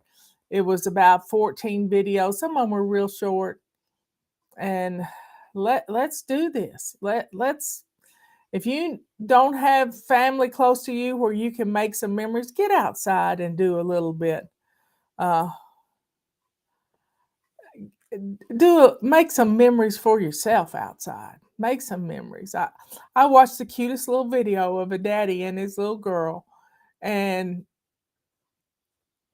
they put their backpacks on, they put their camping gear in the car. They drove about an hour on a lake, and daddy and daughter made some memories. Made some memories. It was the sweetest thing ever. They got up and they cooked breakfast and they went for a hike and they made memories. She was 2. She probably won't remember it, but one of my first memories is I was 2 on a train going to California, chasing down my daddy. Okay, folks, let's get started. Where is everybody this morning? There we got some more. Come on in. Come on in, everybody. Let's pray a blessing over everyone. Dear Father in heaven, please be with my fly babies all over the world. There's things happening. We don't know what's causing them. There's earthquakes and weather. There's always going to be weather, but Lord, help us to be ready for the bad weather when it comes our directions. Help us to know how to take shelter, put on those bicycle helmets, put on those babies, and get into a safe place. Lord, be with all my fly babies. Help them to find peace in their home. We love you, Lord. We praise you because we know you've got us in the palm of your little hand and you take care of us. Thank you, Jesus. Thank you, thank you, thank you. In Jesus' name we pray. Amen and amen.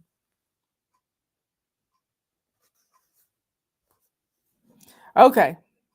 Number 1, would you mind explaining how the zones work? I'm sure you've explained it lots of times, but I've missed it. Love you from your new fly baby. Well, that's why I send out how Fly Lady works every once in a while. Uh-oh.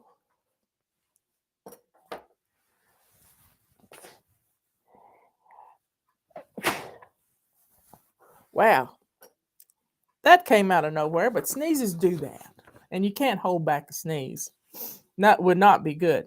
Here's how zones work. Let me get the calendar out for you. So, October started on a Sunday. This whole week is going to be zone 1. But usually, the first of the month starts in the middle of the week. So, when the first of the month starts in the middle of the week, this part right here is zone 5, which is our living room. And then the first week in November, you'll have zone 5 right here, but zone 1 will only be for a few days. So let's go back to October because it's the perfect month because everything squares up. This will be zone 2, the first full week of the month. Now, when the month starts on a Saturday, it just messes everything up. But we add a little mission on Monday to help get some work, get some missions done in zone 1. So this is zone 1, this is zone 2, this is zone 3, and we're also kicking off our holiday missions start on the 16th.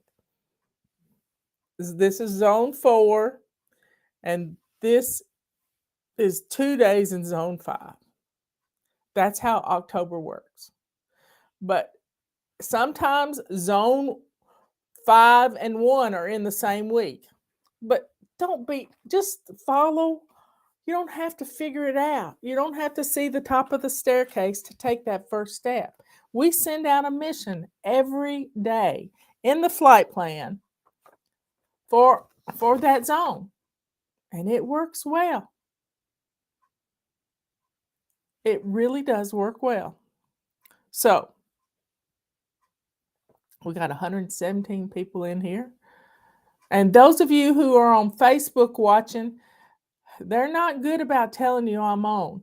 So go over to YouTube and subscribe to our YouTube channel. We have 111,000 people in there. So it's another way for me to reach you, and that way we can stay in touch. Okay, so here we go. You got your explanation of the zones. Every house has these same zones. You may have a den and a living room. Some people have 2 kitchens, one upstairs and one downstairs. They do it for Passover purposes. We've got lots of bedrooms in our house, but we're mainly dealing with our bedroom in zone 4. Zone 1 is the dining room, front porch, and your entrance of your home. Zone 2 is your kitchen. Need a whole week in the kitchen. Zone 3 is your bathroom, the main bathroom that company would use. And we usually pick another room like your craft room or your office or a kid's bedroom, you name it. Now, we're going to be doing some decluttering in our kids' bedrooms because Christmas is coming up. And you got to make room for the new, so you got to get rid of some old. And zone 5 is our living room and our dens. Now, you may have a basement, you may have a sun porch, you could have lots of different things, but that goes in zone 3. Sometimes we do round robins, and we need to get that extra bedroom and stuff ready for company. When I'm decluttering this month, do I just declutter the papers or do I declutter anything I don't want or need? Thank you for helping me for free. I can't really afford help, and I really need it. Well, when you declutter, we have lots of fun games we play, like a 27 fling boogie. You can run around the house and gather up 27 items to throw away. Just trash, plain old trash. Or 27 items to put in your car and take to a charity that you want to donate to. So I did a 27 fling boogie 3 times a day for 3 months and got rid of so much clutter. You wouldn't believe it.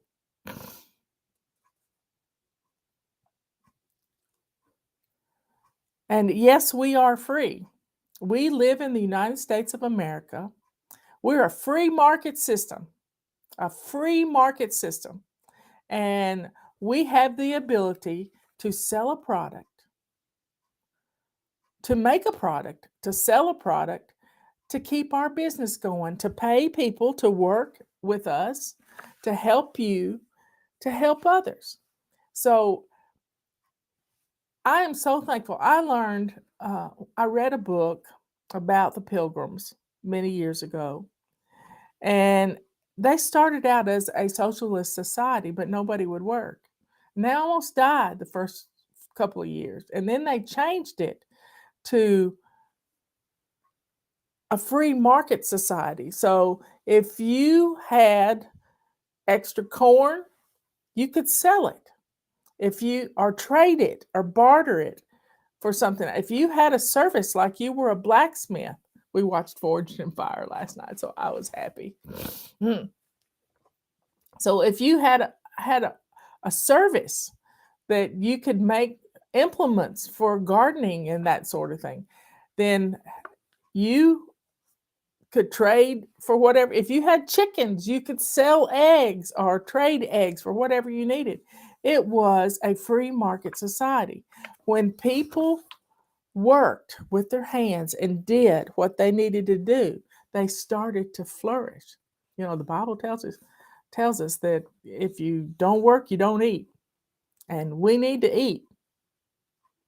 And yes, we are free, but we do it because that's what God told me to do. You can't go against God. You can't change what God has set in motion. And if you want to know more about that, listen to Dutch Sheets this morning. I haven't shared it yet, but listen to Dutch Sheets. We need to pray for our Supreme Court. Anyway, so when you see something that needs to be decluttered, you got to declutter it. You got to do it. You got to get rid of it because it's going to help you have more room to do things. And I am thinking about bringing my red rocking chairs in this room. That means I've got to get rid of some stuff. I got to get rid of a lot of stuff. And it's going to be fun to watch. It's going to, what I'm getting ready to do in here is going to blow everybody away.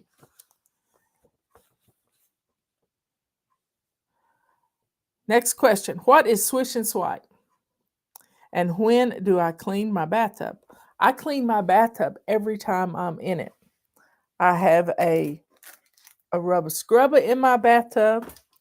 I have one of these in my bathtub. This gets my I have a jacuzzi bathtub. And this gets my little jets clean. I have a toothbrush in my bathtub that I can scrub the jets. I clean my bathtub with the same soap I put on my body. Same soap. Sometimes it's shampoo, sometimes it's body wash, sometimes it's a little drop of bubble bath.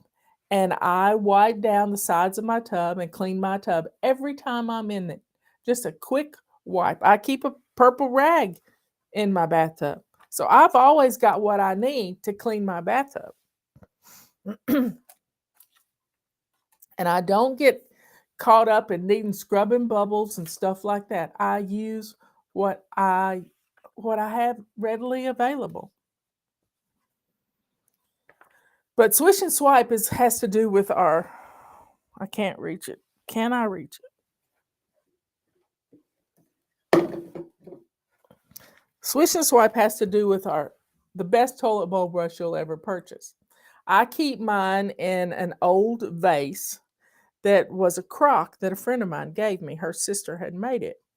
And I ran out of shampoos and old shampoos, but I pour Dawn dishwashing liquid in it. Dawn dishwashing liquid. I put 1 part Dawn dishwashing liquid and 1 part water. And I keep this 50-50 solution that my toilet bowl brush stays in. And so I pick it up, let it drip. And I have one of those frogs that you put at the bottom of a flower arrangement that keeps these bristles from sitting on the bottom. Or you could hang it on the side of your toilet in the toilet bowl brush where it would never really sit on the bottom. That's the only reason I've ever had to replace this thing, is this got mashed down. But there's ways around that. So pick it up, I swish the toilet. You can even swish it without stuff because the act of swishing cleans it. It cleans it. It pushes the stuff on down the drain. Another thing, when you're swishing and swiping your bathroom, we got a great song for that. You start with the dental floss home runs on your mirror, and you work your way down to your countertop as you're getting dressed. Put your makeup on and put things back in a drawer, in a basket, so that everything has a place and everything in its place. And if you don't have room for a basket underneath your sink, you need to clean out from under your sink. And you can do that anytime. You want to know how much your sink needs to be cleaned out? Open up the doors of underneath your bathroom sink while you're sitting on the toilet. And you'll see a lot of things that need to go away. And also, if you've got shower doors, this purple rag, without anything on it, will clean the soap film off of your shower doors. Now, I can't say SCUM because that gets blocked as being pornography or something. I don't know what it is. But we all get that film on our shower doors. And you take a purple rag and just start working 1 square foot, you'll be blown away at how much soap is on your shower doors. Now, where is it? A lot of people like to use our rubber sweeper. This is our broom, and it has a squeegee on it. See this squeegee? They like to wipe down their shower walls with that squeegee. Kathy, she likes to use our mop. Now we got a mop right now. The mop head's $8.95 in our last chance items. $8.95. You put it with a mop handle, and it's like $22. You can keep that in your shower to wipe your shower down and dry it. Some people leave them hanging in their shower with a little command hook. So y'all,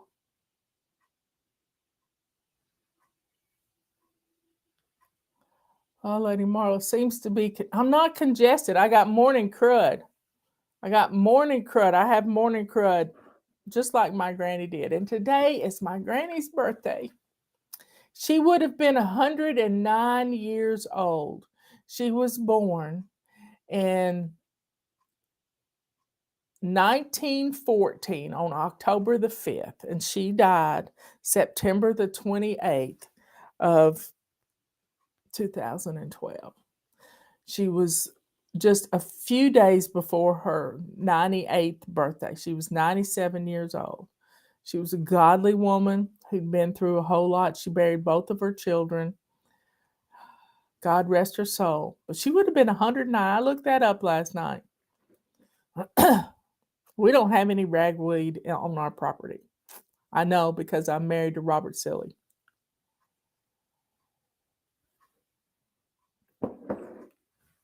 And I have this crud winter and summer and fall and spring. And Granny had it too.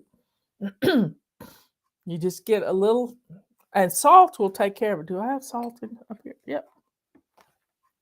Watch this. I keep a little packet of salt by me all the time. And if you get a little tickle in your throat, this is a gray salt. I just wet the end of my finger.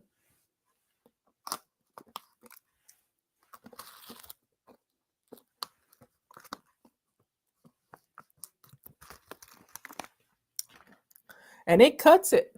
It cuts the phlegm. Gargling with salt water, amazing stuff. Salt works. I have done back-to-back interviews all day long with a packet of salt.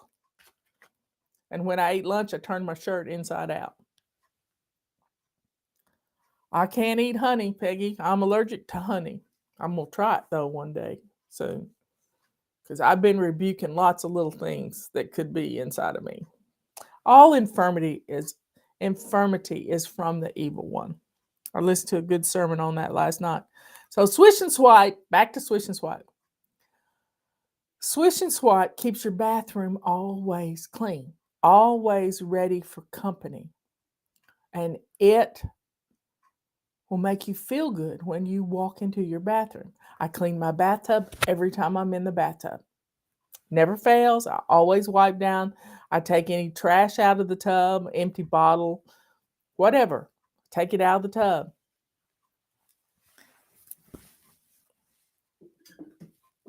So get your swish and swipes tools. Every bathroom needs a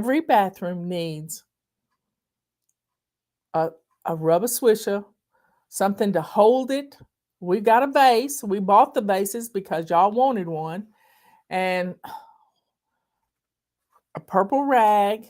Our swish and swipe pack has all three of those things in it. And then we have,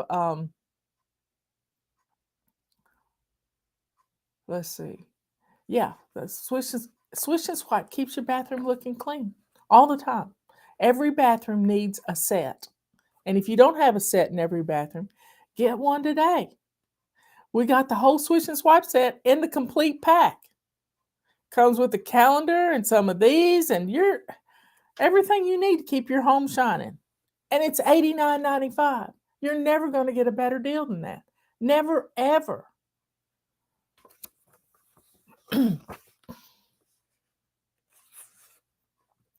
How do I find an accountability partner? Well, on the marathon on Saturday, there'll be a lot of people in there, and you can have a good conversation with someone on Saturday. And you could probably find an accountability partner there on a Saturday. If not, right here in our chat, you could find somebody. You just say, I need an accountability partner. Will somebody be my partner? And that means y'all correspond back and forth together. You share, you talk about our messages. It's kind of like Fly Lady immersion. You can't do it all on your own. You need someone else to, you don't go swimming alone. You don't go flying alone. You get somebody, and it's like agreeing in prayer. Your prayers get multiplied. It's really fun when you got somebody's doing it with you. A lot of mother and daughters like to do it together. Maybe your teenage child will be your accountability partner. What a great way. What a great way to get things done.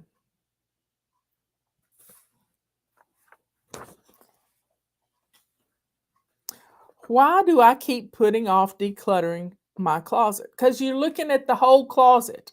It's daunting. It's overwhelming to you. And you can't focus on. I have a good idea right now. This just came to me. Thank you, Holy Spirit. Okay.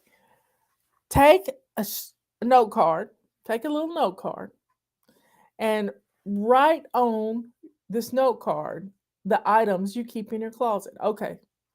Maybe you got bags of paper clutter in your closet. So write paper clutter on your closet. Write shoes. Write boots. Write blouses. Skirts. shirts, pants, jackets. Write all these things on a note card and then cut it into pieces and fold it up. And then once a day, you go into you pull something out of your little, I love to use either the dish tab rubber, the dish tab tubs, or peanut butter jars, or mason jars even, but you don't want to get your hands stuck in a mason jar. It has to be a wide mouth. And just reach in, you grab one thing out, and if it says shirts, go get rid of 5 shirts. Maybe you want to put 5 on there. Shoes, go get rid of 2 pairs of shoes that you don't wear anymore. Maybe it's a pair of boots that you've worn out, just absolutely worn out, that you can't be caught dead in because they're worn out. They have no heel on them, whatever.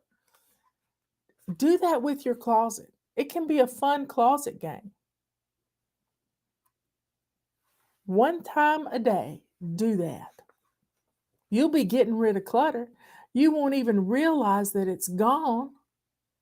And then take it directly to your car to get rid of it, or unless it needs to go in the trash, like those ruined boots. Many years ago, I told my sister, buy an expensive pair of sunglasses. Buy $100 pair of sunglasses. I don't know what they cost now, but I got the same sunglasses I've had for 20 years. I had a pair of my other pair of sunglasses that I had for many years, and they finally just wore out. I was in the lost and found at the music center, and nobody ever claimed them. So I had those for a lot of years, and then they wore out. They were fishing sunglasses. And then I bought a pair of Maui Jims, and I said, you get a pair of good sunglasses and you keep them in one place in the car. I have a little sunglass holder in my truck. And I'm without a truck right now because my sweet granddaughter is driving it because her car got wrecked. By no fault of her own, even though she was at fault.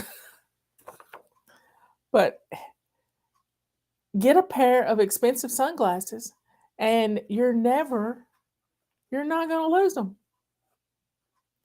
Because you pay good money for them. I think that's why a lot of people don't do Fly Lady, because they think it's not worth anything because they don't have to pay for it. But we're here to help you, and I don't want you to have any excuses. Now, another thing is buy a pair of good boots.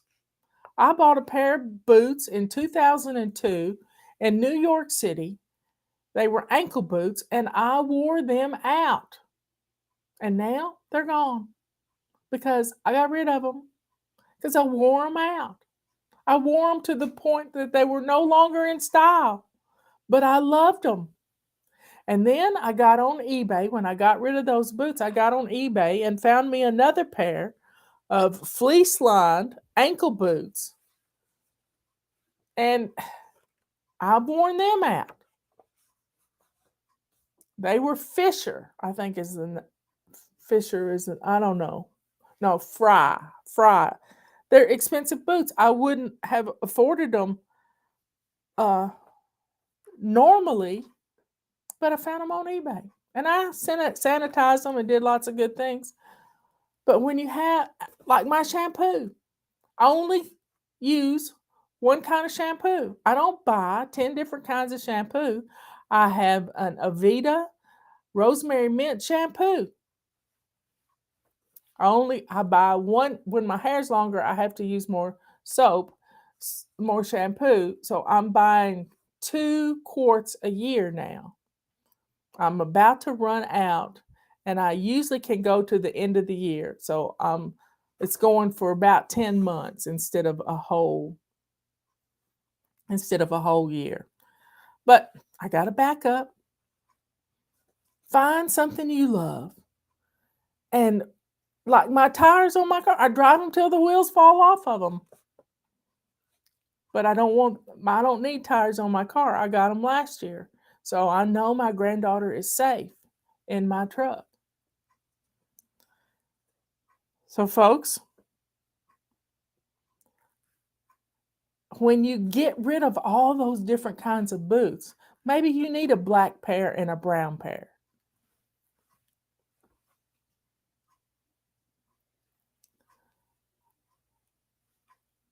Get the boots, get rid of the ones you don't wear that don't fit you anymore. I just thought of a pair of boots I need to get rid of. Yep.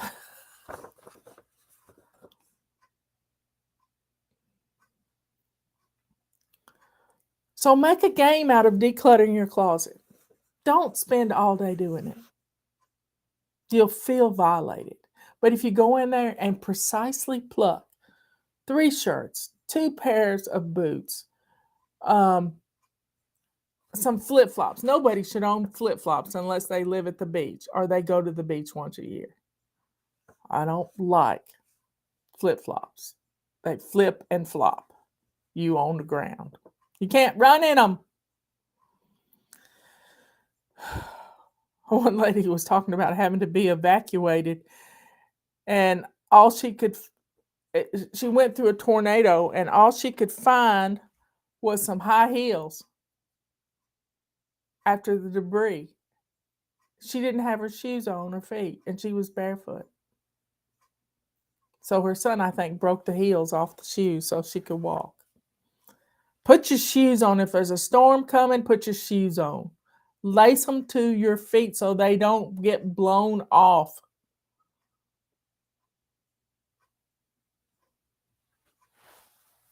Okay, next question.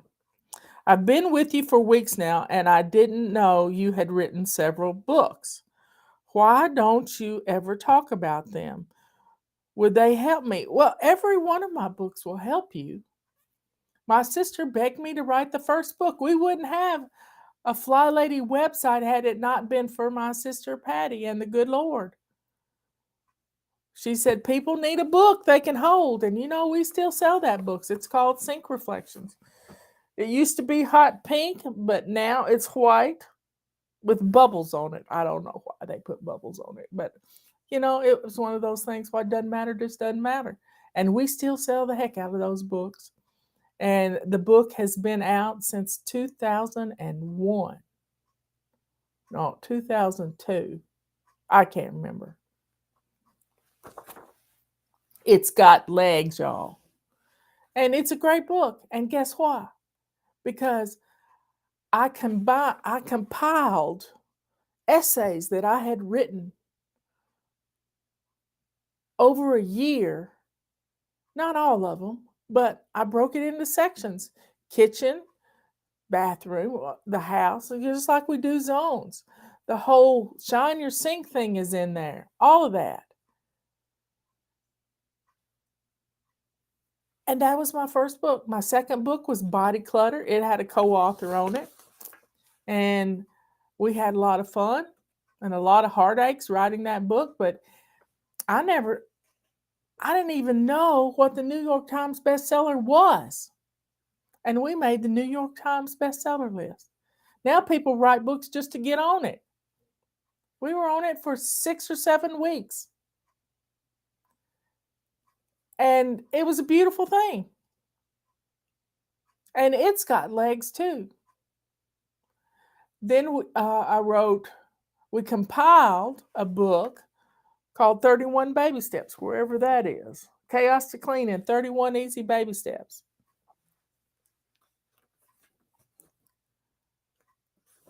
That was a fun book. And then in 2018, I wrote The Chaos Cure. And it was the first book I'd ever written with an editor. We self-published all those other books. Self-published. And then a publishing house picked them up. That's how it worked. Now, we still have the 31 Baby Steps. That's my book. That's on Amazon. We get it printed and we fulfill all of that stuff. Yeah, it's our book. And then the Chaos Cure book, we finally got royalties on it. They didn't pay me a whole lot to write it. It was a rough time. My sister had died, and it was just a tough time. And the book got written. And then Ben got out of prison, and then Ben died. So those are the 4 books I've written. And they're all different. And they're all fun. We only did one book with Leanne. You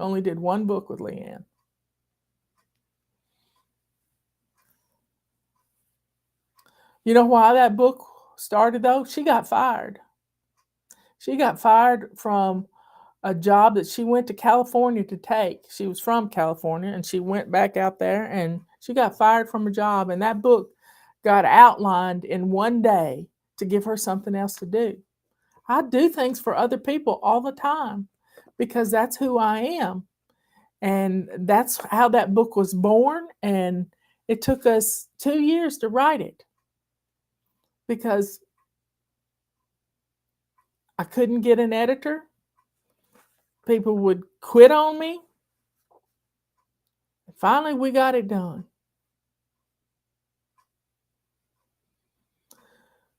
So, y'all, here we go. That's my 4 books. They're all on Amazon. And 3 of them are on our website. Dear Fly Lady, should I keep watching the live shows or should I get your emails? They're not exclusive of each other. You can do both. Sometimes you need to see the person. Email is a beautiful way to reinforce. Videos is a beautiful way to reinforce the email. So it's not either or, it's both. Get signed up for our email. Go to FlyLady, www. Oh, Cargill family. Brooks, she has to say, because people said, you don't have to say www anymore. You just start typing. So she says www. Well, go to flylady.net, and in the top left-hand corner of the page, you'll see get our emails, get our messages, whatever. Sign up for our messages. This is Fly Lady immersion. This is how it works every day to keep Fly Lady in front of you. And sign up for a 40% discount right now. You can get our Fly Lady Messenger app. Yeah. And I accidentally turned it on the other day, and it has really been helping me to get up, and every hour there's a reminder that comes out. Y'all, do this. Get it done. You need Fly Lady bombarding you in a good way all day long, whether it's in twice a day in live videos, whether it's a Saturday marathon that runs 6 hours, whether it's an email that comes in your inbox every 30 minutes in the morning. Just pick one and read it, and then delete them at night, or once a week delete them. What is a daily musing? Well, it's a morning musing, and it comes out at 9 a.m. Eastern Time every morning, and it's an essay I've written somewhere along the way. I've written 50, 60,000 essays over the years. Can you imagine that? That's what happens when you're consistent at doing something. And when you get older, you've written all this stuff down. Patty sent me a journaling Bible the other day so that I could write down my thoughts as I read different passages. And she says, one day we'll look back at it. Well, I can look back on this day for the last 20 years and see what I wrote. And sometimes it's appropriate, and sometimes it's not what we're doing right now. Then I do a search in our website for whatever. So a morning musing is talking about, let's see, what is this morning's musing? I can't remember. What's it? I don't know what it, I can't remember what it was because I did it yesterday and I've slept since then. But I put something out there and it has to do usually with what we're talking about or what the day of the week is. How do you sign up for Messenger? I've sent an email out about that, but go to our FlyShop and you will see a link. You will see the Fly Lady Messenger app in the FlyShop. Follow the directions before you buy it. Go do what it says to do. You got to go get a Fly Lady, to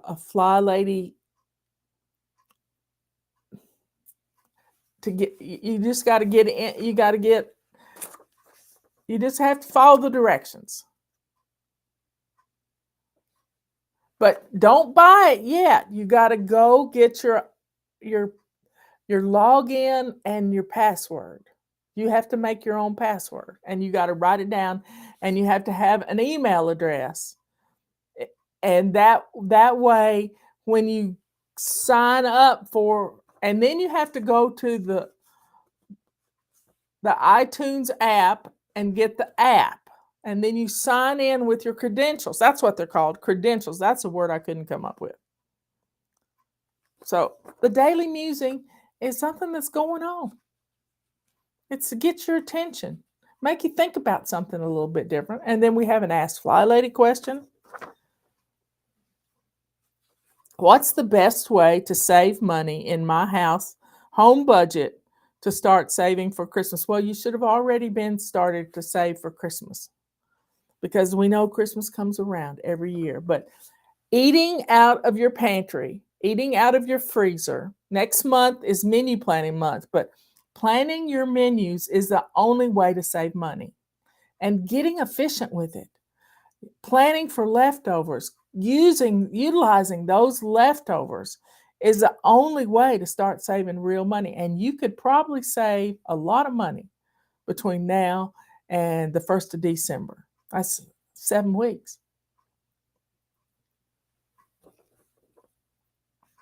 How do I not get sidetracked and still be able to use the do it now principle? I'm a very sidetracked person. Well, join the crowd. There's a million of you right now, a million of you that are sidetracked. There's probably more than that. It's a beautiful way to live. We have to embrace our ability to flip from flower to flower. That's a fun thing. But getting sidetracked with the do it now principle. Here is the do it now principle in a nutshell, and you'll remember it forever and ever. You're in the bathroom. You use the last sheet of toilet paper that's in the bathroom. You've barely got enough to take care of you. Do you walk out of that bathroom and not put another roll in its place? No, you don't, because you're a considerate person. You don't want the next person to use the bathroom to have to drip dry and holler, "Mama, I need some toilet paper in here." No, you don't do that. You don't do that. I have a toilet paper holder in my bathroom. All it is a little pedestal. You get somebody to build it for you. And you just stack them up. Some people use an old mailbox to put the toilet paper in if they've got a cutesy theme going on in their bathroom. But I can have like 6 rolls of toilet paper right there close to my toilet, ready to go. And then in my hall closet, I got more. Robert says I hoard toilet paper, but I get a case in every month. We use about a case of toilet paper every 2 months. So I get a little ahead all the time. So taking 30 seconds to put a new roll of toilet paper in is the do it now principle. Cleaning up a mess is a do it now principle. Stopping something before it becomes a full blown inferno like a hot spot is a do it now principle. You get it done and then you go on to the next thing because we're like little butterflies. Number 11, your skin is absolutely beautiful. What is your beauty routine? It's called washing my face. I don't go to bed with makeup on my face. I rarely use any moisturizer and I don't use soap on my face. I use water. If I need to take any makeup off, I use a little bit of coconut oil. And every time I get I got a little owie right here. I put some lavender oil on it and it heals. But I don't smear my face in coconut oil. I just use it to take little things off. Like I say, I can't get my blush off. I use lipstick for blush because I'm allergic to a lot of stuff and I can wear this lipstick. I'm about to run out of this lipstick. It's made by Bobbi Brown.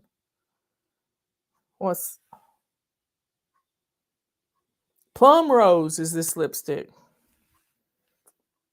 Plum Rose. And somebody bought me this a long time ago, well, during the pandemic, and I couldn't get out. And she went online and found me some Bobbi Brown lipstick. How sweet was that?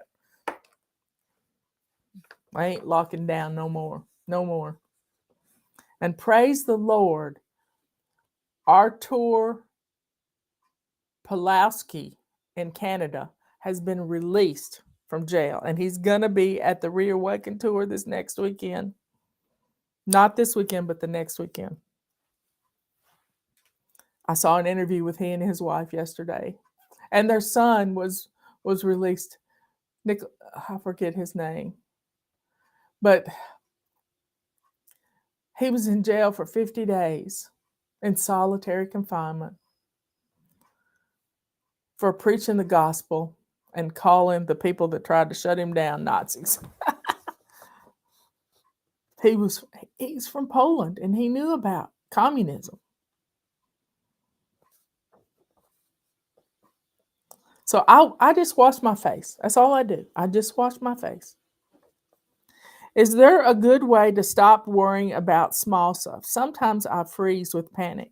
Well, when you start to freeze with panic, recognize that is not of God. That when you freeze with panic, knowing that you're freezing with panic gives you the ability to rebuke that demon that's attacking you. I had a friend telling me this morning that she was having terrible pain. You know, when you give birth to a big baby, you get some problems downstairs.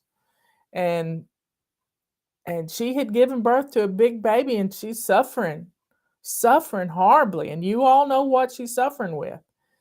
And I said, just start rebuking it in the name of Jesus. Whether it's a mental issue, whether it's physical, just start rebuking. When in doubt, cast it out. I wish I had known this several years ago. Justin would have never had to go to the doctor because I have faith. And I had a pain yesterday. It was a weird pain, and I just started rebuking it in the name of Jesus. And you know, I felt it immediately stop. It was instantaneous. Now, there are some things that aren't instantaneous. Like I'm working on my eyes to get better and better. And I keep having to change my glasses because I think my eyes are getting better and I can't see out of the old glasses. So I'm down to wearing glasses that just have magnification. I'm working on astigmatism and the good Lord is going to heal it.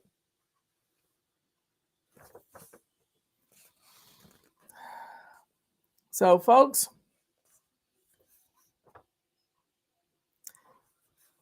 the testimonial I sent out this morning, I don't have my phone in here to read it.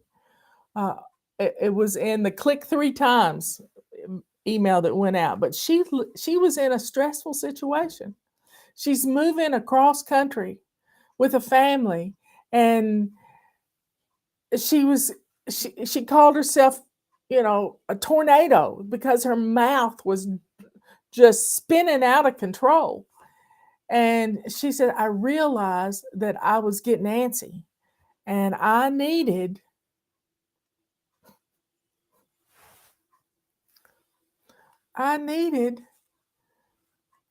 to calm down. And she said, I thought of the marathon that you did on Saturday. So I put you on.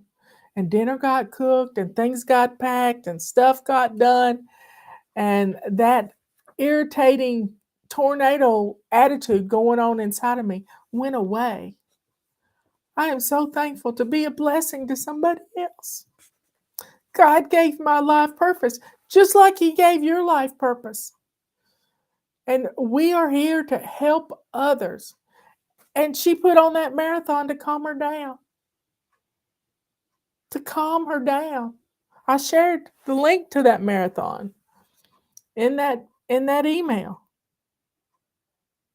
So don't freeze with panic.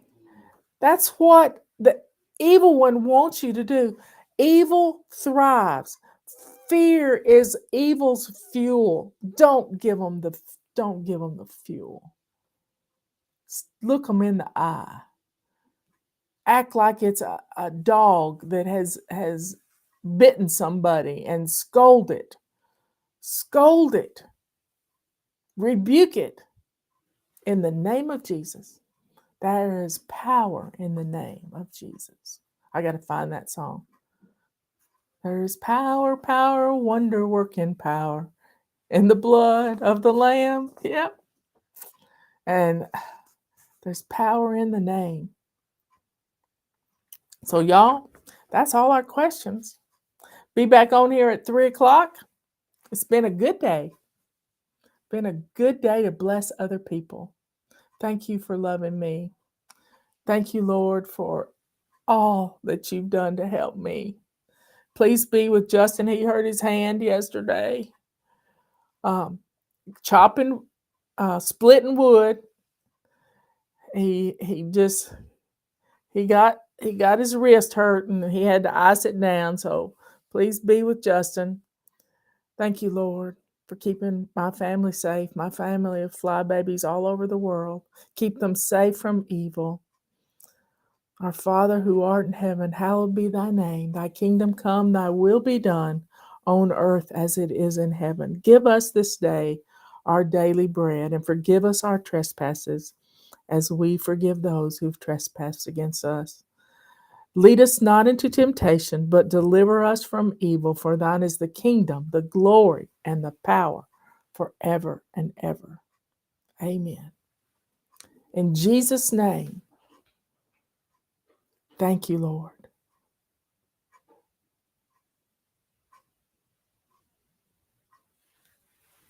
And fill your heart with God. And when you cast out something evil that is in you, you know it. You cough up a storm. You might even throw up. But it comes out, and you got to fill that void with God, because they're going to come back even more if you don't fill up that space. I love you all. I'll see you at 3 o'clock. Bye.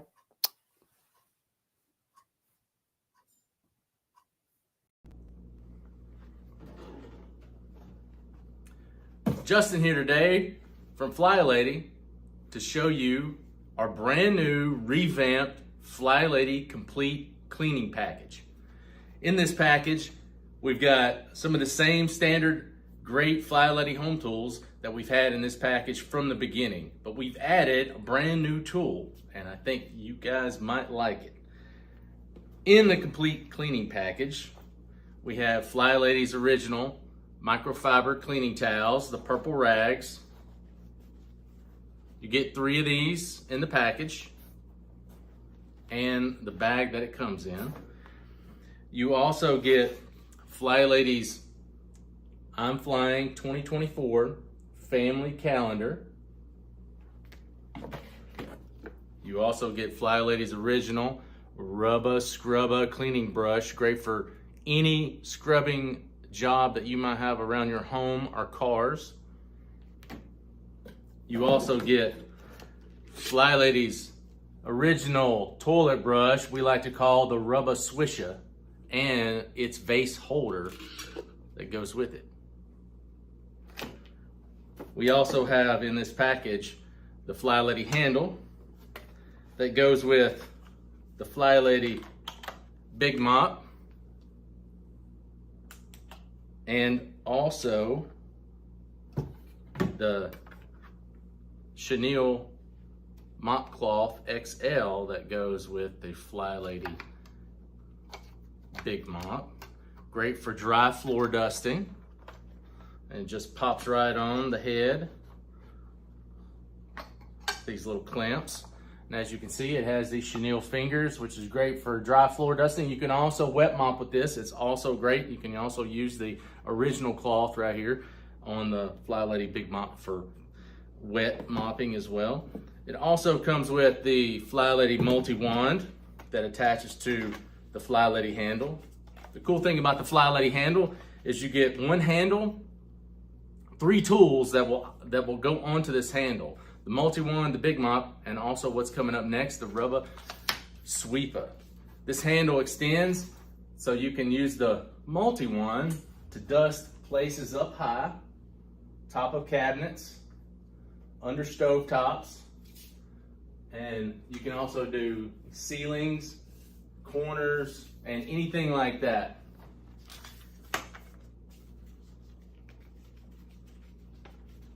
Take this off, and you also get, like I was saying before, the FlyLady rubber broom we like to call the Rubber Sweeper. It's got these rubber bristles and a squeegee edge as well. You can sweep up anything, the smallest particles to the biggest particles. You can sweep your floors with this. You can also scrub a vehicle with this. You can do all types of scrubbing and sweeping with this great tool. And last but not least, of these 11 items that you get in the FlyLady Complete Cleaning Package, we have added the FlyLady Kitchen Scrubber. You get 5 of these really neat microfiber kitchen scrubbing sponges. On one side, you can see there is a smooth microfiber surface, and on the other side, there is a more tougher scrubbing microfiber surface. Great for washing dishes, scrubbing pots and pans, washing your car, scrubbing tires on a car, you name it. These are great tools. This entire package sells for $188.50, and we have it now on sale for $89.95. Go to the FlyShop at FlyLady.net, order this package. It will change and complete your FlyLady home cleaning method and routine at your home. Go to FlyLady.net and find out more.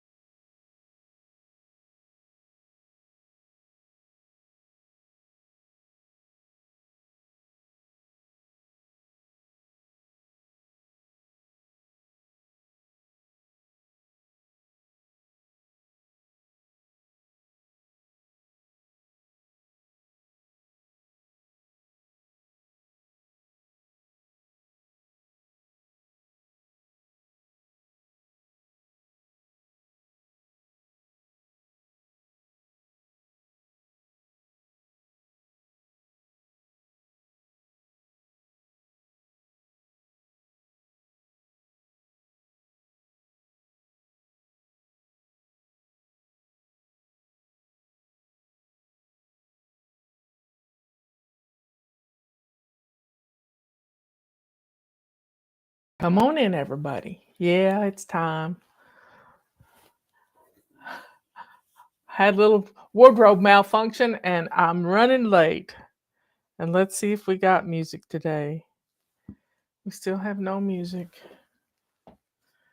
What is going on? Let me put that on.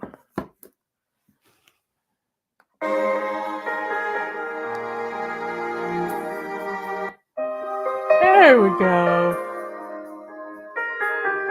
Come on in.